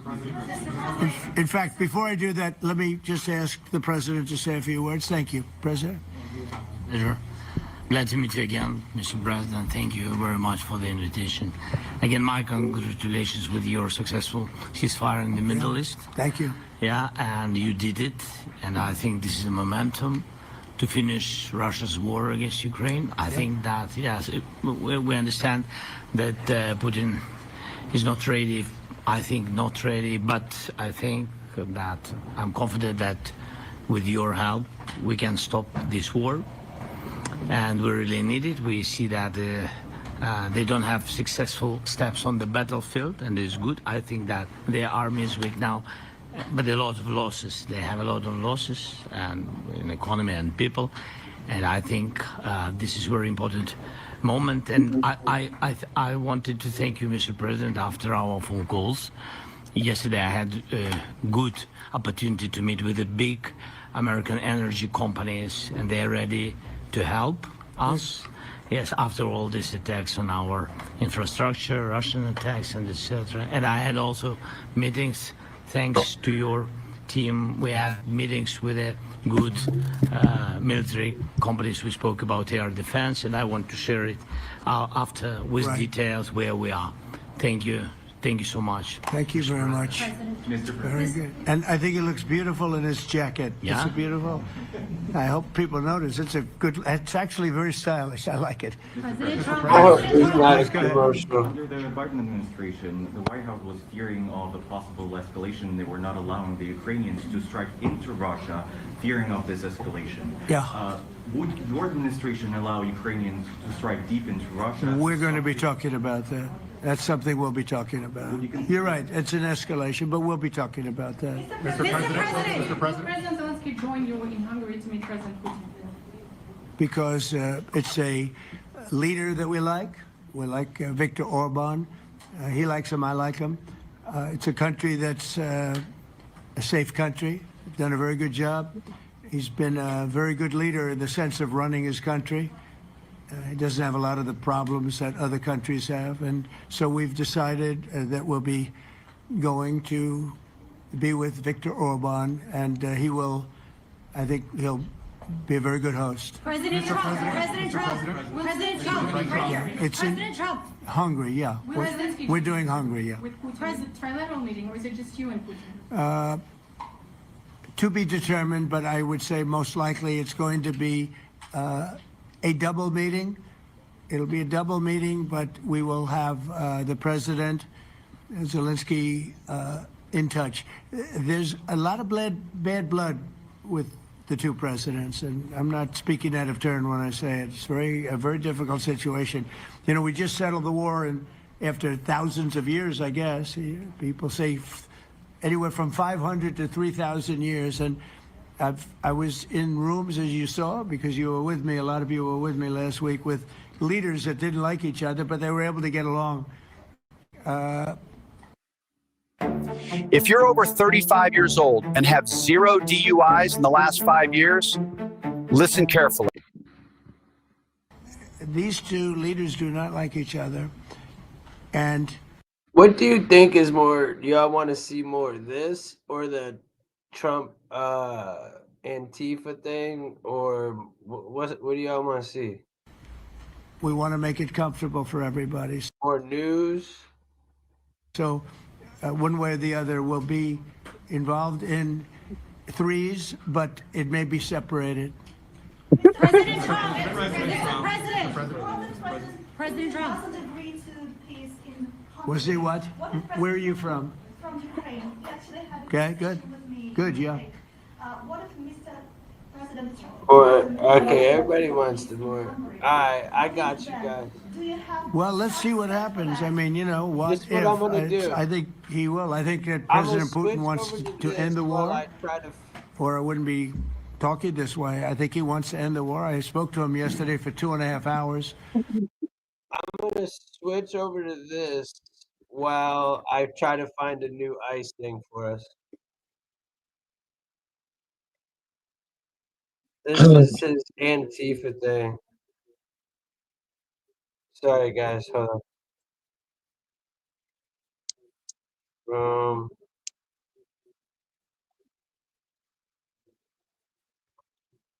And there are unfortunately I'm great looking for. negotiators on the other side I'm also. Get that. But it's something I'm I gonna think get that some will more happen, got a good chance of happening.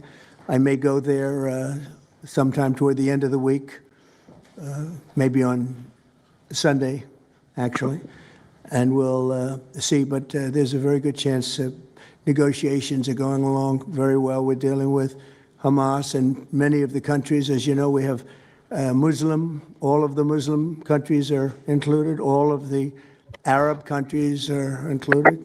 Very rich countries and some that are not so rich, but just about everybody's All right, included. guys, check it out. I'm gonna play something y'all wouldn't expect. I'm gonna play something y'all wouldn't expect before I end this. Hold on. This is what I'm gonna play. Hold on.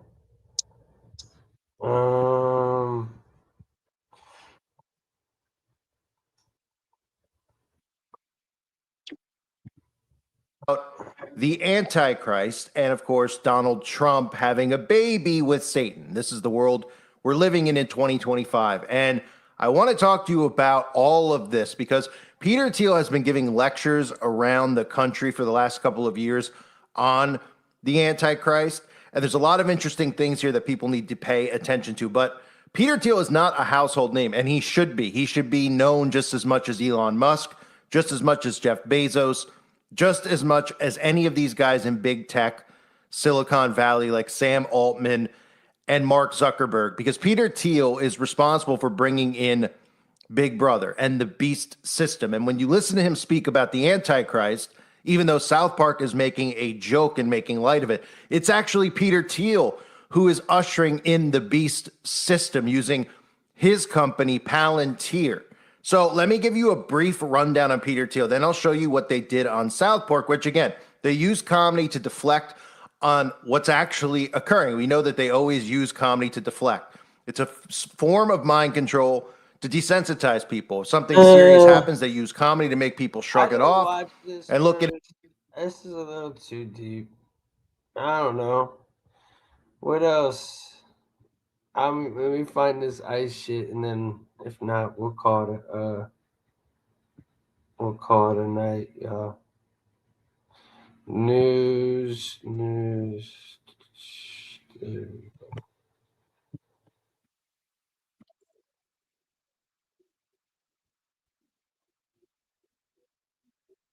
All right.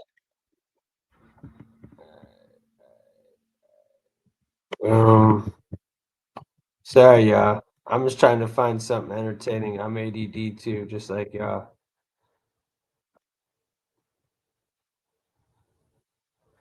A knockout panel. Should I show you? I guess maybe you start seeing it.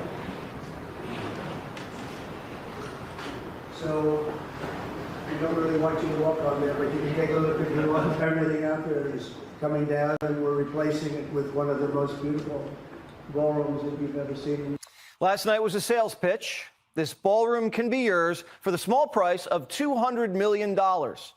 Microsoft, Facebook, Google, Amazon, and Lockheed Martin executives were all in the room, and the president made them cut checks before they got their entrees.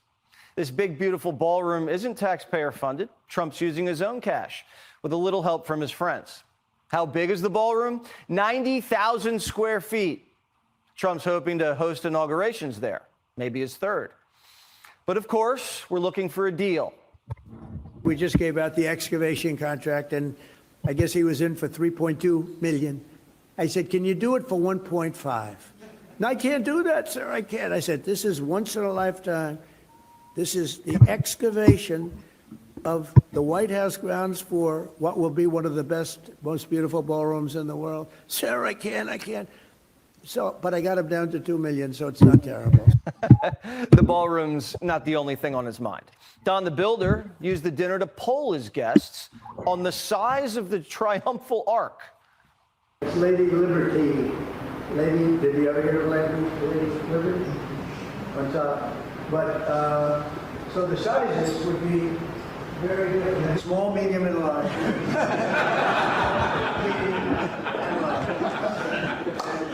Whichever one you look good. Trump's expanding the People's House. Meanwhile, Democrats can't even figure out who's running their house. Squatters, AOC, and Bernie changed the locks, and now Schumer can't get in. And they threw the... All right, here we go. This is what I found as far as the No King thing. There you go. Promised us liberty, equality, and justice for all. We are DC lawyers against the Trump agenda. And today, on No King's Day, we're reminding America that we don't... It might be Dell. Looks like, sounds like we hold them accountable. And we will never surrender this republic to tyranny in a designer suit. We are lawyers, advocates, organizers, and ordinary citizens who still believe in the rule of law, not the rule of one man. We read the Constitution. We fought for its promises, and we're here to say the law belongs to the people, not the powerful. Justice is not a privilege, it's a birthright. When one person tries to twist democracy into dictatorship, when lies replace law and fear replaces freedom, we stand up. We don't whisper in courtrooms. We raise our voices in the street. We know what's at stake. They want us to forget that truth still matters. They want us to believe that justice can be bought, that loyalty can be coerced, that power makes you immune. But here's what we know, and say it with me. No one is above the law. When we say No King's Day, we mean no president's above prosecution, no billionaires above accountability, no movement that silences the will of the people. We are here to remind every leader, every judge, every voter, this is a democracy, not a dynasty. So what do we do now? We vote like our freedoms depend on it, because they do. We organize like our rights depend on it, because they do. We speak out like our silence will cost us everything, because it will. Lawyers, law students, citizens, this is your call. Use your skills, your platforms, your courage. Challenge corruption, protect the courts, defend the journalists, stand with the people who are being silenced and targeted. Talk to your neighbors and community about politics. Don't shy away from the conversation. Think better, because the law doesn't live in the halls of Congress or behind Pretty much. House walls. The law lives in us. Is this on all this No it King's is? Day, Just a let bunch of history people remember crying? that when they tried to crown a tyrant, we showed up. This is what they shut down the city for. Defenders of the republic. Say it with me. No kings. No fear. The No fuck? surrender. Not now, not ever. What the This is our fuck, America, bro? we are not giving it back. Thank you, D.C. Keep marching, keep on fighting, and keep believing in the power of the people and the promise of the law. And just to tie that into the local, just remember, when Ms. Bowser tells us that she's protecting home rule, we say that's a lie. She is helping them to take home rule. She's rolling out the red carpet. Now, no amount of concessions will stop those racists in the White House from doing what they want to do. The only thing that will stop them is a movement where she could stand, shoulder to shoulder with us to help defend, because it was created, home rule was fought for by the people and will be defended by the people. And every time she concedes, she interrupts our ability to do that. All right, now, let's go march. Okay, so we can go ahead and people can line up, get ready to march. I see we already got a crew doing that. You can gather wherever you're ready, wherever you can get in there. As Sarah Taylor said earlier, there's palm cards from Refuse Fascism. If people want to take those, you can go to somebody in an orange shirt and get some of those to pass out to people along the way. Go ahead, take it away, KB. Are you marching with us? Can y'all hear me? Yeah! Yeah!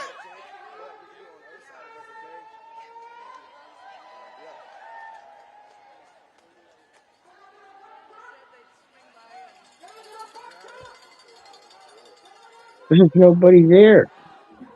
That shit's stupid.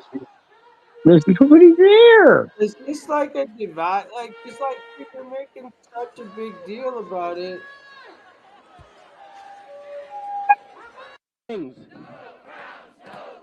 USA, where freedom rings. I can't watch this no more. I want to throw up. I don't know. I've smoked one too many to watch that bullshit. Like whoever takes the time to go out and whine and cry like a little bitch like that, come on, bro. What? Come on, bro. Y'all could do better than that. There's so much more to worry about.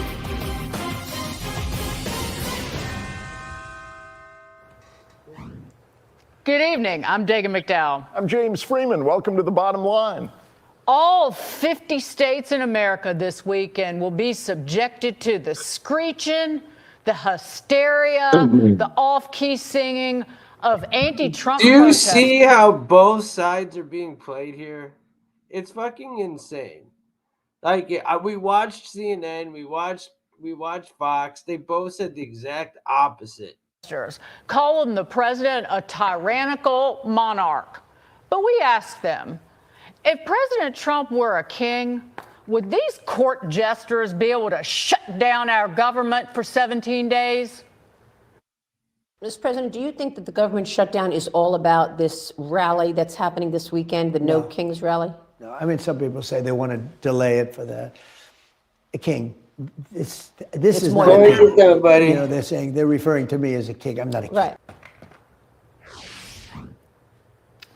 Meanwhile, President Trump keeps racking up agenda wins on his shutdown scorecard while Democrats are on a losing streak. Why do they refuse to play ball? Republicans say waiting till after this weekend has been the plan all along, so they don't anger their rabid base. The Senate won't vote again on Republicans' clean continuing resolution until Monday.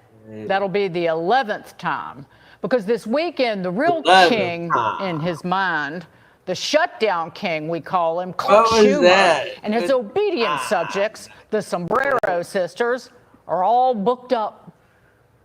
We are a democracy in America. We have no kings. I will join the marchers to celebrate what makes The same guy that was just doing a skit in front of Jeffrey Epstein's house. this country so great. These are Save America rallies, Love America rallies. I support the right of every single American to participate in the rallies that are going to take place this week. Please. And showing up to express dissent against an out-of-control administration. That's as American as motherhood, baseball, and apple pie. That's the First Amendment. Hate America rally is absurd. That's the exact opposite. People are going out because they love America and people want to stand up for the Constitution and the Bill of Rights. Love America so much they're holding Washington hostage and sending their anti-oligarchy whisperer to be the leader of tomorrow's D.C. struggle session. He better be warming up his vocal cords for a weekend of this.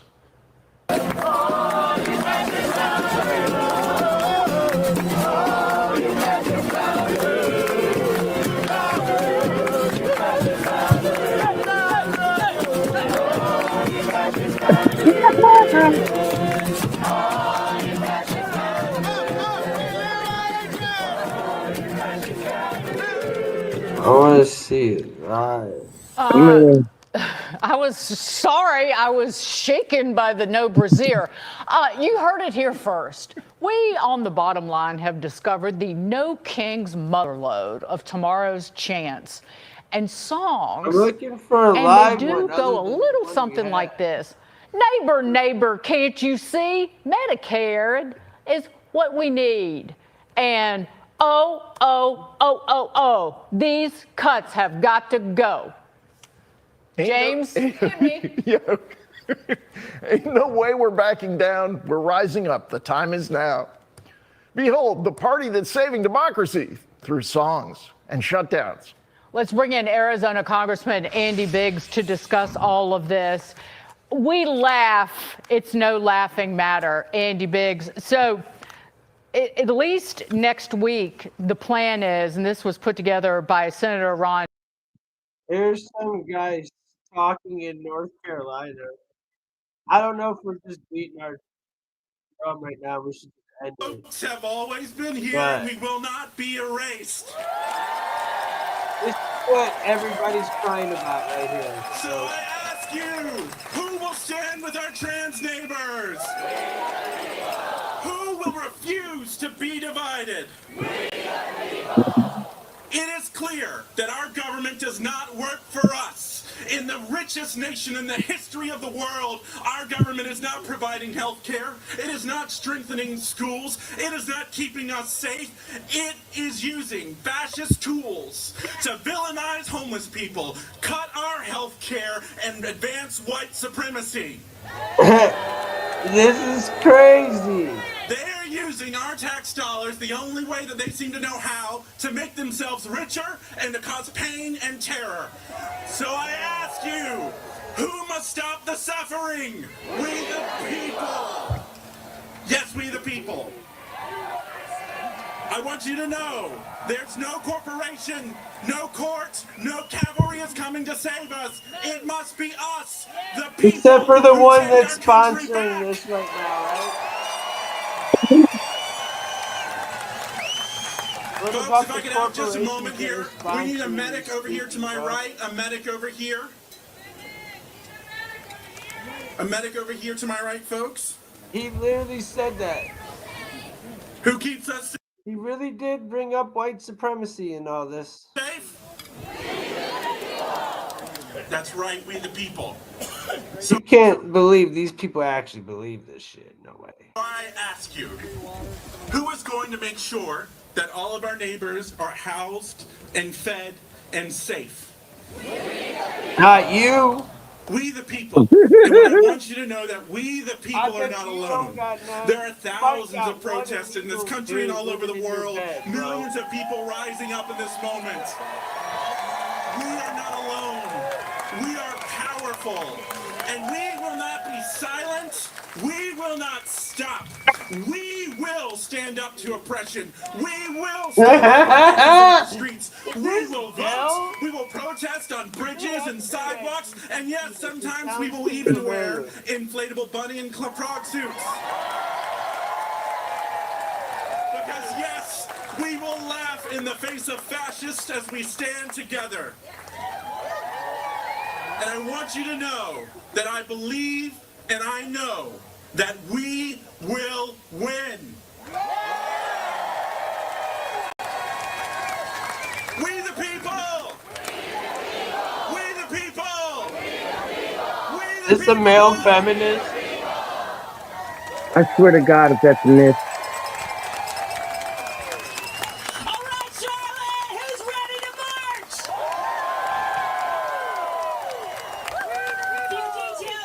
I don't know, but at the corner of 7th and Brevard. If you prefer not to march, we have our organizations, our partner. good call. It's white supremacy, but I see so many white people here. Organizations tabling here. Go find out how you can plug in and engage today in our community. You look for all the balloons at those tables that represents each organization there. That's how creative. Please visit our website, NoKingCLT.com, and that will also list all the ways you can get involved in all these partner organizations. So stop by and meet the teams and find out how to get involved and work for justice and democracy right here at home. And a quick reminder, somebody talked about voting. We have municipal elections coming up. Early voting starts Thursday. Go be there.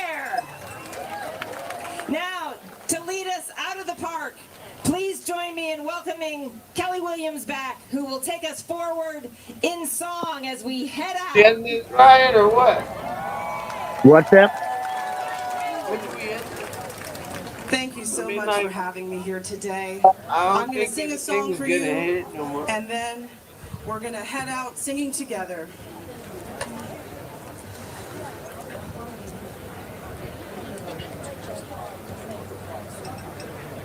Get that nigga, bro. Yeah, I got him. Broken down and tired of living life on a merry-go-round. Alright, I'd rather just talk shit. But I see it in you. I'm gonna go ahead and call it, right? I'm gonna Yeah. chop it up with y'all for a minute while I smoke this. We could go back if we really want to, but I feel like the stream is ending anyway. Yeah, So dude. chop it up. Let's just chop it up. What's up, Clayton Ferris? How you doing, brother, What's up, man? Clayton? See you in the chat, brother. How you doing, man? At least there are American flags. Yeah, true that. True that. It's also white, old, and young people. They are super fascist and racist. Who is Joshua? The white old people that are at the parade, or the people that are sitting here watching these retards with fucking hats upside down? Which ones? Can you imagine being 70 years old and going to a parade, anti-president with a fucking Burger King hat upside down on your head? Could you imagine that? You know, it's like, look, you know, I'm going to get up this morning. I'm going to pick out my outfit. Hold on, honey. We got to stop at Burger King and get our fucking King's hat. We'll put them upside down for Halloween because that's all it is, some Halloween shit. It's a fucking joke. Trick or treat. Trick or treat. What's wrong with these people? We already have a No King's Day. We already had one. I thought that was for Trump's birthday. Nobody showed up. Didn't they all end up doing like some sort of rally, like some sort of like Yeah. RFK You know, it was rally? supposed to be huge or whatever. Yeah, I don't know. Huge. Big. Big as in huge. Huge as in big. Hit the like if you haven't hit the like. Hit the subscribe if you haven't hit the sub. It's already been proven these are paid. Oh yeah, this is all. That's Of what I was course. saying, man. They're Like I paid want to actors. cover it. It's boring. I literally want to cover it, but the shit is legit fucking boring, y'all. The ICE protest going on in Chicago, that shit's legit. That shit's really like going down. I've been watching that shit. That shit's really going down. I'm gonna have to do a whole entire episode specifically on just that alone. 4th of July, yes, I hear what you're saying, but see, they're trying to flip the patriotic version of No Kings to make it some sort of socialist thing. In my opinion, they call us fascists, but they seem like a bunch of fascists, to be honest. I don't care if they protest. I'm not like, oh, the world's ending. I just think they're a bunch of dummies. They look Yeah. stupid. They They just look look dumb. stupid, you You know? They look dumb. all the people that gotta drive past you and look at you while you're standing there looking like a dummy. Man, Like, look, dude, in your own town. you've got fucking problems, you know? Like, really, you've got problems. You hate Trump so much. It's not enough that you're already protesting in front of ICE. You're already running around the streets like idiots anyway. So now let's just have a whole nother retard march. It's fucking hilarious for me. To me, that shit's really funny, man. That shit's really, yeah, fuck Trump. I get it. But fuck the damn liberals too, dude. Yeah, it's like a no Trump day. Like, oh, we're just going to go ahead and say no Trump today. Let's march around. Let's go get our little Burger King hats on and put them upside down and do a no Trump day. No Trump. No Trump day for anybody. Yeah, no shit. Hey, Greenie, Greeny, you're on point. You're on point, yo. You're on point. And look, you don't gotta like Trump, but the shit you gotta admit it's stupid. Dude, Mm-hmm. tell me that shit's not stupid. Whether you like Trump or not, you can't tell me them idiots that we just watched didn't sound dumb as hell. I don't care if you like Trump or not. That shit was stupid. You gotta be kidding me if you think that shit was fucking something you want to sit around and watch all day. I tried. I couldn't keep an audience. Everybody wanted to know about it. They saw, they learned, and nobody wanted to see the damn rally itself because it was pointless. It made no sense at all. Hit the like if you haven't hit the like. We're 8 away from 125. I'm getting ready to end this anymore. It couldn't keep an audience, dude. I'm telling you, I lost my whole show, bro. I should have just kept. Look. I got caught in the no kings moment. I'm like, I want to see more than I cared about the show. I wanted to see what these little weirdos, what they were doing. And I chose it, and it fucked the whole show up because nobody wanted to watch that bullshit. Nobody. Yeah, Doom, I agree. I wouldn't say so rich. I would say that the elite, because rich is nothing. There's so much to read. 8 away from 125. Let's see if we can hit it. I don't know. There's 83 people. 80 y'all can hit the like, double tap the screen. Fucking, which is everybody? What y'all got planned today? I got thought the Buckeyes game, the Ohio State Buckeyes football game, was on at noon today, but it's on at 3:30. Oh, so I got hours till the game. Oh. A little nappy. Thought I was going to get a nap in. People don't like your daddy. He's not my daddy. Am I upset about it? Nah. I don't care. I think it's hilarious. Why would I be upset at the dumbest shit that I've ever seen in my life? Think about that for a hot fucking second. It is literally the dumbest shit that I've ever fucking seen in my life. You think that I'm upset? Hey,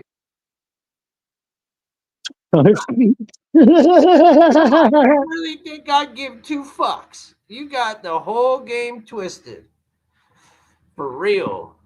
I don't know who the hell gives 2 fucks, but it sure as hell ain't me, Bubba. Get that one right.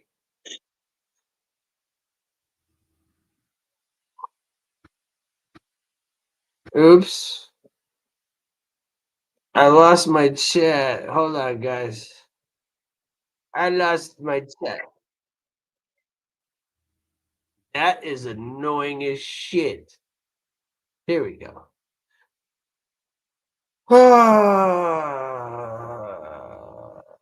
Hit the sub, y'all. We're 170 away from 9,000. Let's go. That means we're getting very close to 10,000.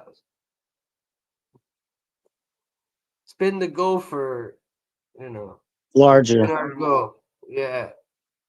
Wealth is what you make it for what it's family and health. Yeah, nobody gives a shit about. Listen, man. Damn it, dude. Keep... No caps, bro. Sorry. I was saying, like, they keep talking about this Civil War shit. It's like, dude, this isn't about white, black. It's about just literally beliefs at this point. Good and bad beliefs. I don't think it has anything to do with color at this point at all. They got the game fucked up with that whole thing. Yeah. People really need to practice their socialism distancing minimum. I know, dude. That's what happened. That's fucking hilarious. I thought that was funny as hell. That was a good one. That Just go with no caps because your brain is Can't handle them. No, Timothy, because you're fucking up the algorithm. That's Sorry, what. Timothy. Get your shit right. Come on, you can do better than that, Timothy. You really can. I have faith in you, Timothy. Are your numbers getting larger or smaller as people are realizing that they've been hoodwinked? My numbers have gone down since I gave up on the whole fucking show and just started talking and smoking. What do you think? They went back up. What do you mean? What do you mean? Our numbers? Oh, I have it right. And I love winning. I don't know. Okay. And What else? hey, we're only talking 6 about? likes away from 125. Can y'all get there? Can y'all get us there? We're 6 away. We can do it. Let us hit our goals so I can take a nap. Tim's brain cells. Hey, you know I got a hairline, son. You know I got a good hairline. God damn it, dude. Take a permanent trip to Venezuela. Hell no, I don't even want a Venezuelan in my dream. No. Even though I feel like Venezuelan chicks should be hot. Am I wrong? Aren't they kind of hot, bro? Like, I'd totally bang a Venezuelan chick. Like, I just don't want to fuck with the dudes. I'm good. There are only 900 billionaires in the U.S. You can tax them 100%. Make sure you sub, Greenie. This is probably my new favorite channel. Greenie, hey, it is what it is. Hey, Timothy K, you're talking all over the place, buddy. You're bitching about this. Now you're talking about using the Lord's name in vain. And I agree, don't use it. But you saying a lot of weird shit, Bubba. I'm just saying, man. Come on. Thanks, Greenie. Much love. But yeah. Come on. Come on, Timothy K. We have the same fucking name, Bubs. Don't let me down. You let me down. You're making me think that not all Tims are cool. And hey, at that we're at 119, dude. We're like 911 backwards. Come on, let's get that shit to 125. If you're smoking, let's smoke one, yo. Come on. High and drunk, average Dems. Yeah. I'm pre-gaming, I thought, for the Buckeyes game at noon. Now I'm just gonna be pre-gaming for nappy time because I'm gonna put on a football game and I'm gonna be snoring through the whole fucking thing. Hey, that's what I'm saying, Greenie. I was sitting there smoking. You know what? I'm just gonna fucking smoke, bro. Fuck this. I already started. No, I was smoking the whole show, but I said I'm just talking and let's just do our thing. Greenie. Smoking sounds nice. Hey, Ryan, just so you know, I got what did I get, dude? Hold on. I got some rainbow marker. Oh man. I got 30% Honey Crisp. And I got this shit called Sherbang. Yeah. Straight fire, dude. Yeah, I was man. not expecting, and there's these giant nugs in there, and I pull one out, and the shit is just frosted white. It's I was good. like, dude. Super nice. Super nice. I turned down Snoop Dogg's he went through 17 different growers and chose a specific grower. And I turned down that strain. I believe it. I'm gonna get it though. I think I'm gonna get it. It's 30. The thing was, it was 34%. It was really strong. It was blue something. It was real strong, you know? So I don't know. I ended up getting the 30% honey crisp. Nice. Real nice. I didn't even mess with the rainbow marker yet. We already know what that is. Yeah. We already know the rainbow marker. So, but yeah. Dude, and they had gummy bears, gummy things on sale, bro. 100, so 300 millis for $15.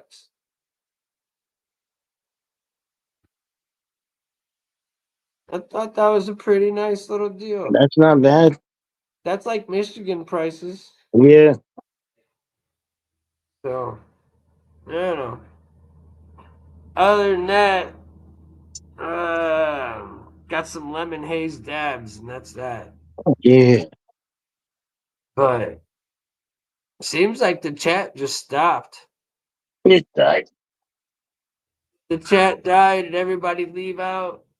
Well, you know, I was gonna try to make it out till 2.5 hours, so 15 minutes. I don't know if we're gonna do it. I wanted 6 likes. Y'all can't get up 6 likes real fast. Who's left? Hit 1 if you're left. Hit 1. Get down, kitty, kitty, kitty. Whatever happened? We didn't see Candy. We didn't see.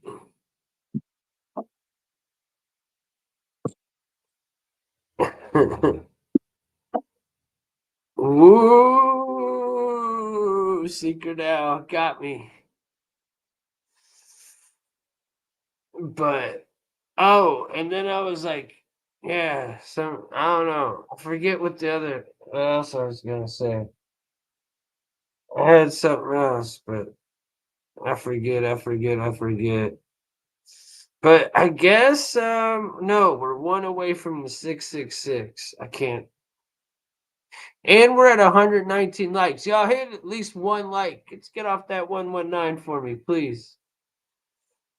We'll have to get at least a couple more to get past the 665. I see 120, but that's me. I don't. Right now it's 677. Is anybody watching any college football today? I have no reason to even care about the Buckeyes game. I think we will win by at least, I would have to say 40 points, 30 points. There's no doubt in my mind that we don't win by at least 30 or 40 points. It's going to be, we're playing Wisconsin. There's just no way we don't. There's just no way we don't just fuck them up. I am looking forward to watching the Georgia game today. Maybe the Alabama game. I like watching college football. You know how it is. Saturdays is fun football day. Sunday is like, fuck. I'm a Browns fan. Fuck. Fun football day, my ass.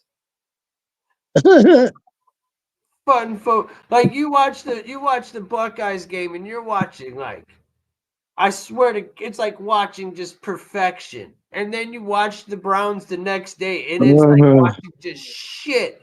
It is so crazy going from one team to the other, just like horrible football. That shit's horrible. You know? So it's bad. Yeah, dude. The Browns are really, really, really bad. And then we let the quarterback go, and he goes over to Cincinnati and beats the Steelers. It's only in Cleveland. Only in Cleveland. But I guess everybody, Man, we could probably get through this. We got 11 minutes. 6 likes. Come on, y'all. You can do it. 6 likes. 11 minutes. I'm finna pack up some of this and then call it a fucking thing. But 6 likes. Y'all got it. Is anybody left in the chat? I mean, I see there's plenty of 53. people. I see 53. Yeah. I don't know see about in the chat though. I don't know who's Come talking. on, guys, hit the like. Talk in the chat, y'all. Talk to me.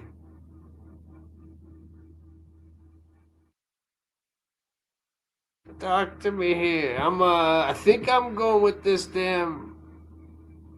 Yeah, it got quiet all of a sudden. I was enjoying.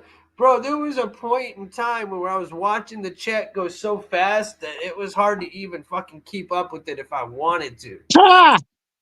It was going so effing fast. I had to turn the camera off like fucking 6 times, man. Dude, it was like. I know. I mean, like, dude, there was like thousands of people in here just. I felt like I was the only one. I was the only one not in here. It was just me and you, but we don't need just me and you. We got it, dude. Yeah, dude. And we had what 1 point some thousand people in the room at once. So We dude, kept it was like flying. 1,200 people. Hold on, I'll look real fast. Check this shit out, bro. We kept from 8:30 a.m. Wait. Yeah, hold on. I would say about 8:40 a.m. all the way until about 9:15, 9:20. We had over 1,100 people in here the whole time. I like the show, guys. Get back to Fox News. I'm done with the Fox News. You know, bro. I'm done with the Fox News for the day, bro. That's not even where we get our news from. Yeah, we got other stuff, man. It's like daytime stuff, nighttime stuff. I played some new stuff because it's All Kings Day. I got other stuff I was gonna play. It just didn't go well with what I was playing. I can't believe they like blocked my whole city. Like you gotta like, hey, you gotta go around the whole square, bro. Probably for what? Nothing. Probably be 15 people standing out there. I guarantee it. I wonder if it's going on. Like I might go. It's already going on in other places. Check it out. If it is, y'all, I'll go live downtown where I'm at. If there's something going on, it'll probably be corny. I'm on a college campus, so there's probably something going on. Ask them questions. Ask him questions. I haven't even slept yet. You want me to go around and you want me to be Charlie Kirk, bro? Who do you think? Do I go be the master debater and start fucking debating? No, you gotta go incognito. So do I wear a fucking rainbow shirt and go? Yeah, man. Put a rainbow bandana on. Rainbow bandana with my long hair. Yeah. Tank top and fucking flops on or something like no. I know what I could do. I can fucking go to Burger King. I can get some Burger King fucking hats and I can put them upside down on my head.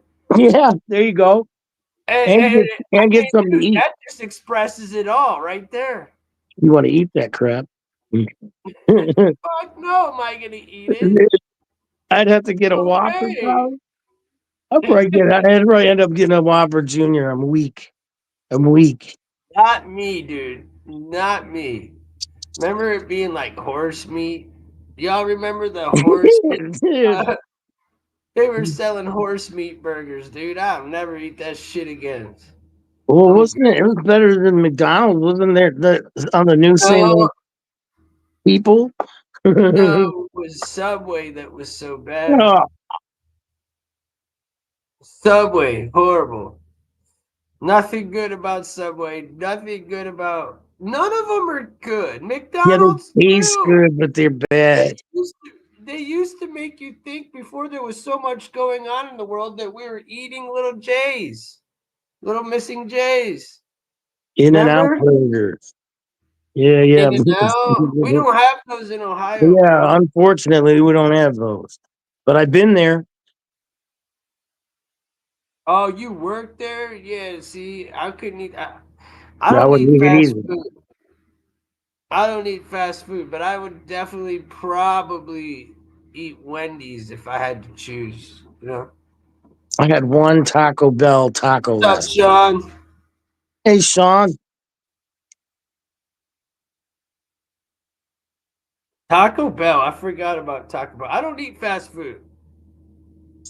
I just don't eat fast food. So I try not did to. get McDonald's like because I lived by it once and it was just horrible. Yeah, dude, it cost $20 for a meal and a burger. And it sucked. I'm good. I'm never doing that again. I'm never doing that. Fuck that. I'll just go to the store. I'll never do that again. That was dumb.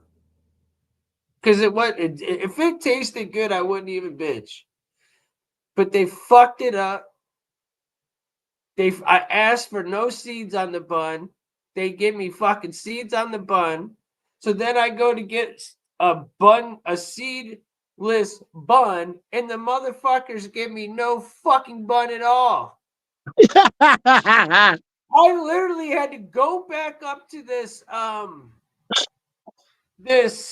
guy who doesn't speak English, who definitely had his nails painted. So I'll just leave it at that. And he said, "Hold on, sir."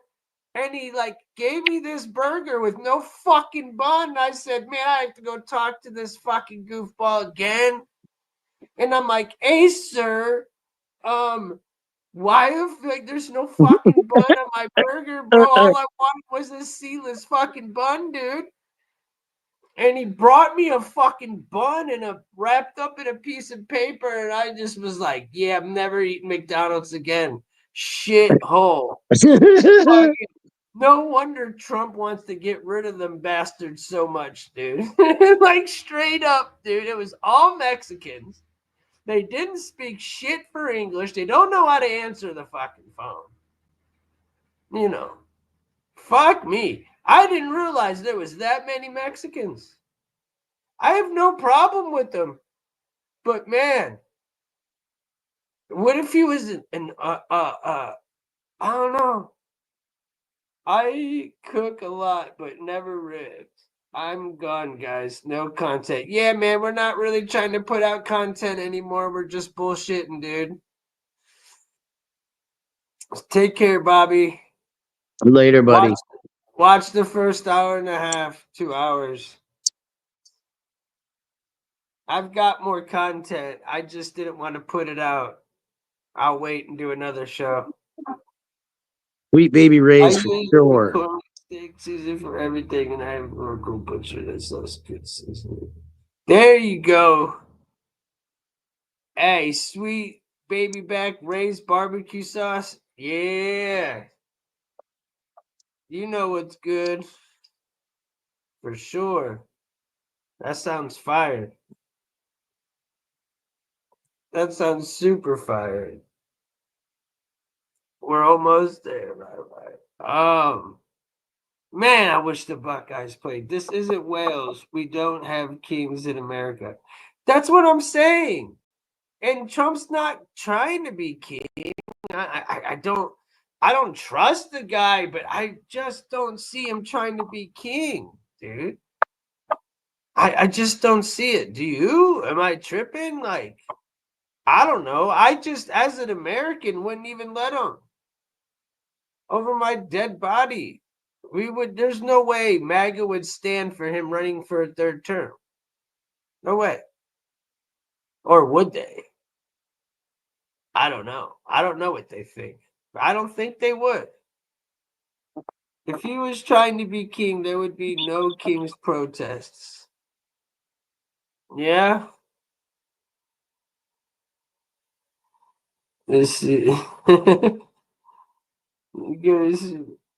Yeah, it's definitely spicy. Rays can be spicy, bro, for sure. Yeah, Sweet Baby Ray's is really good. Yeah, I like some Sweet Baby It's Rays. very, very good.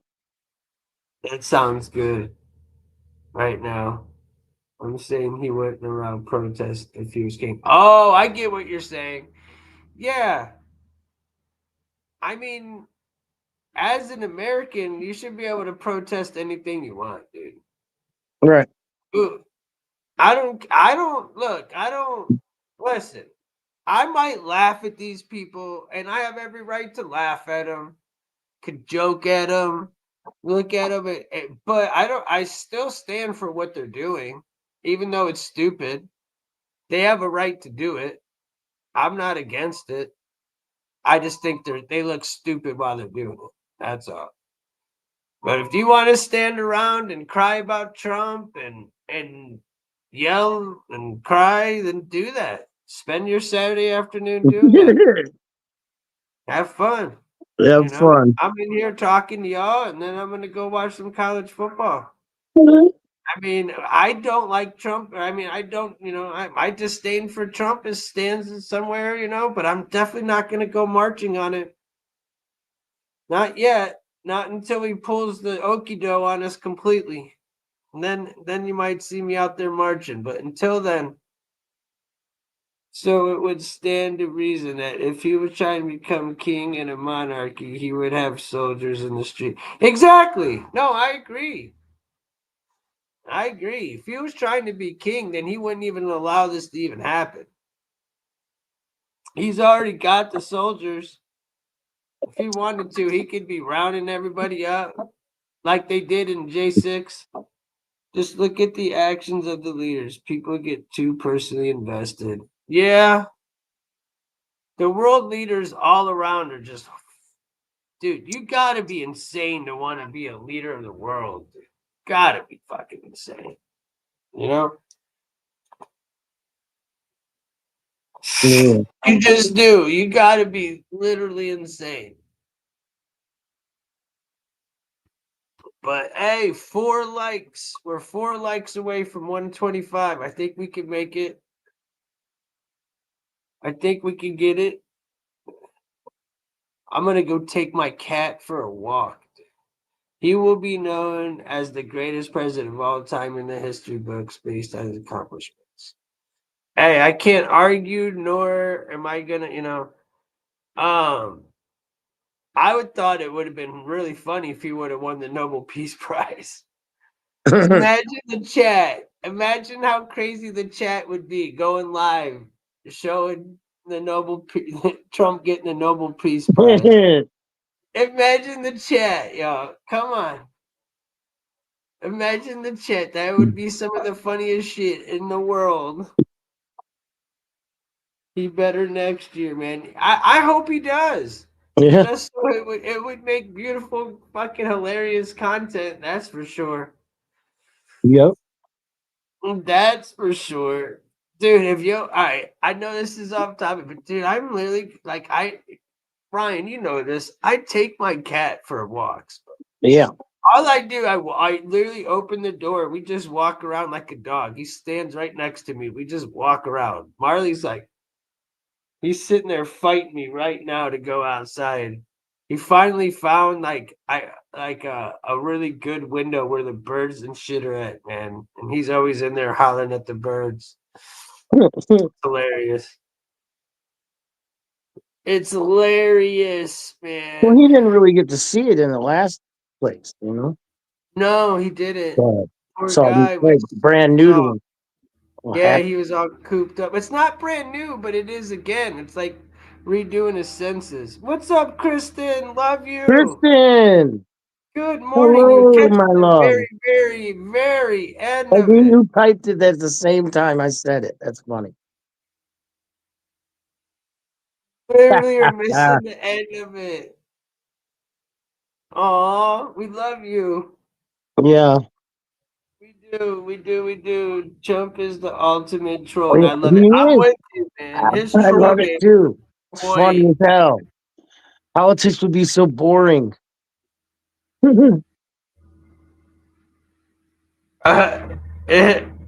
It's funny as shit, dude. In my opinion, It's the greatest. I think it's fucking hilarious. It really is. dude. Honestly, that's the thing I like about Trump the most is that his troll game is on point. Yes, Secret Owl. What is it? I seriously have a problem with watching Trump repeat himself, but he is on fire. He does more. Look, dude, the dude's hilarious. I mean, he's fucking funny. What do you want from me? I don't really He like gets shit him, done too, like he said. 30 days. Yeah. And most presidents do in 4 years. And most of it is good. And most of it is good. Oh, Kristen, thank you for the donation. Sweetheart. Thank you, Kristen. Much love to you. I wish you would have caught the beginning. Yeah. You know how it goes. The chat was going absolutely crazy. We love you. And thank you for the last one I got while I was sleeping. I got it. I was like, awesome. Thank you. Kristen, you're the shit. Happy belated birthday, Kristen.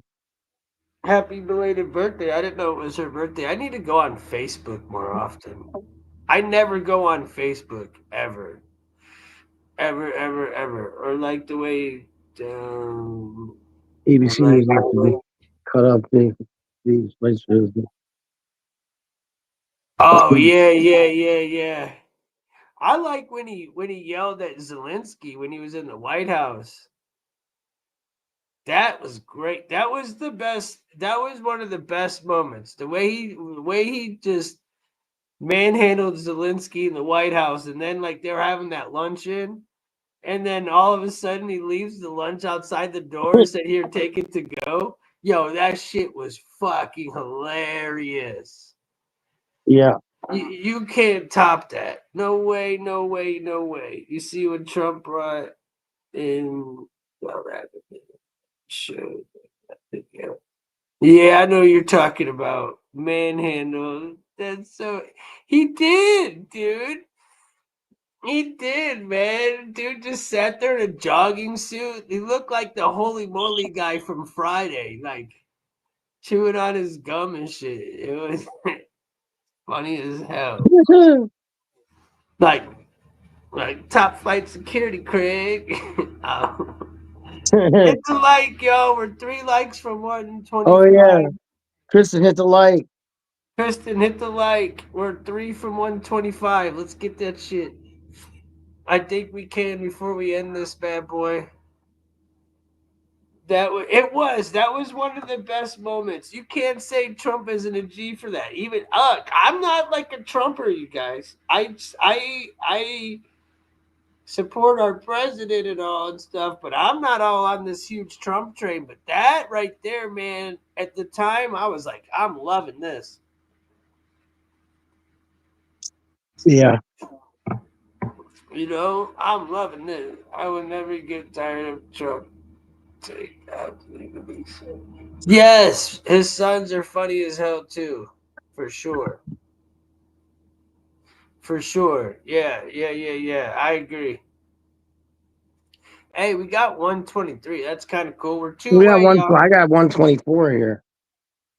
Well, but yours is more reliable, I think. Yeah. I got 123. We're 2 more likes likes. away, and then 2 we'll more end likes. this bad 2 boy. more likes, please. Let's get it going. Nothing like him in the history of the world. Yeah. I mean, dude, I got so much stuff. I got stuff about the Antichrist. I got stuff with Rogan. I got stuff with Alex Jones and Carlson. And I got Tim Dillon. I got a bunch of really good content. I just didn't want to mix it in with what we were talking about today. Honestly. I didn't want to mix it in. If I can't sleep, I might go back live and cover the No Kings thing if I can't sleep. I just need to re-kick the damn algorithm again. You know? Do you think people are going to hit this 2 more likes, you guys? Or do I just call it? I think if you called it, the likes will come later. I mean, yeah, but I would like to see 125. That was my goal. I would, Kristen. It was like I don't know what time in the morning. I'll text you, but it might be early, like 5:30 in the morning. We went live at 7:20 a.m. Or That's early for me. 8:20 a.m. I set it up at 7:20. I didn't go live till like almost 8:30. She's like, I get up at that time, Ryan. I can't do it. Well, then why didn't you get the notification? Yeah. Are you not subbed? Yeah, wait a minute. Like, share, subscribe. And all that good stuff. Have you ever seen the meme of the chick holding Kevin Hart and putting her hand up? I thought that was really good. I didn't get to see him yell at JD Vance. Is that the same? Yep, that's the same freaky Kristen Clayton. You got any questions for her? I'm still waiting for my diagram, Kristen. I'm still waiting for it. That's hilarious. That's hilarious as hell. Y'all ain't gonna give me 2 likes. I understand you guys are gay. It's okay. I think the rest of the cool people are now. It's just a bunch of No Kings rally people. Are you guys gonna go out marching? Greeny, are you gonna go marching after the show? When I get off here, you're gonna like get off and go get your little hat and go out, your little crown, and put it upside down and go make a difference in this world.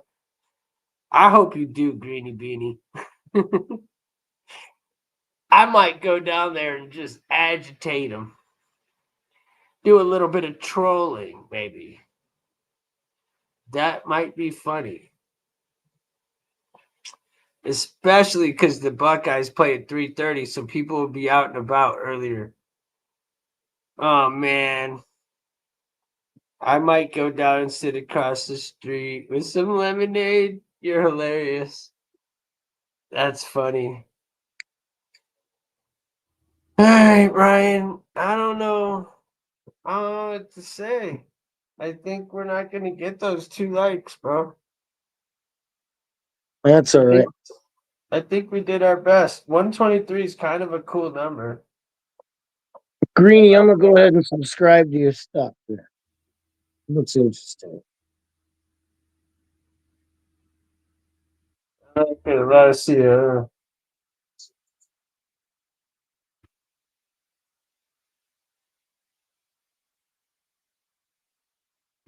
Yeah, we need 1 more because I just liked my own video. I'm looking at 125, brother. That's because I just liked my own video. I need 1 more like. Yeah, I hit the like. I'm not gonna lie. I hit it, guys. But come back, Greeny. It was fun. Greeny, come back. We'll be doing more. I like to do all types of different stuff. You know. Right now we just for bullshit. We probably could have kept it going. Yeah. We probably could have kept it going and made it a funner show. Come on, somebody hit that fucking like button. Don't be fucking dumb. What the fucking fuck? Hit the fucking 1 like. 1 fucking like. Dude, there's almost 40 people in here. There's not one of you fucking people that can just go bam bam on the fucking dude. Yeah, do it, Secret. Do it, or else I you'll want my get fucking off. like. Now I gotta go to sleep. I want my 125, bro.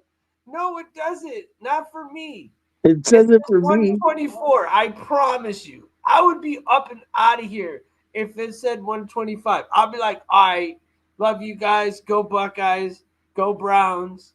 Maybe I'll see you tonight. Shit like that. That's my ending. But right of now, no. No, I don't want 126. 126 would be good, Clayton, because then I know some asshole can't take one away and fuck me. You know? But I see 124. I wish I could show you my fucking screen.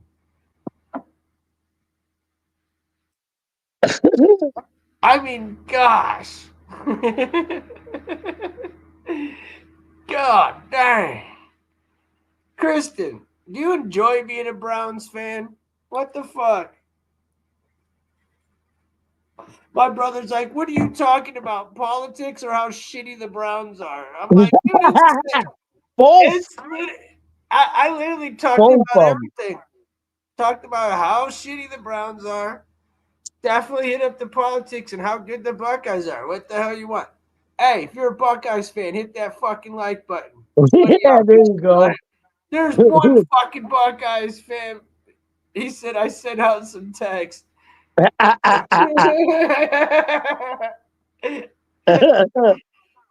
don't you got another device? Please, Fucking get my may I have OCD another? right, dude. Just get my OCD together so I can get the fuck up out of here, son. Get it together, bro. Man, I say we just cut it. Cut what? The Are you show. trying to cut your dick? There's 38 Are you people trying to in be there. a I think we trans? read. They're good. That is what I sent out. Hey, bro, there it is. It's at 125. Yeah. Good job, yo. How you doing? Hit the light. Hi, Lori. Hit the light. That was his wife. Thank you, You wife. caught the end of the show. I think. Much love, much love, much love. All right, we're at 126 now. I see for sure. Yeah, now we got that. You guys are awesome. Thank you. Thank you. Love you guys. Love you guys. I hope y'all come back. And now there's 127. We balling now. Y'all have Everybody knows we're done. Wait, We're I said done. night, bro. It is daytime. Morning time. Watch your football. I hope everybody has a good, safe day. I might just be live tonight with some good shit. We'll see if anything goes wild with this stupid parade. Thank you, Secret. Otherwise, Thank you, Lori. Thank you, Secret. Thank you, Secret. Thank everybody's Clayton, everybody who stuck around. Greeny, Beanie. Oh yeah, it was fun. It was a great stream. Much love. Have a great day. Peace out, y'all. See you next time, Secret. Everybody, love you. Bye. Peace.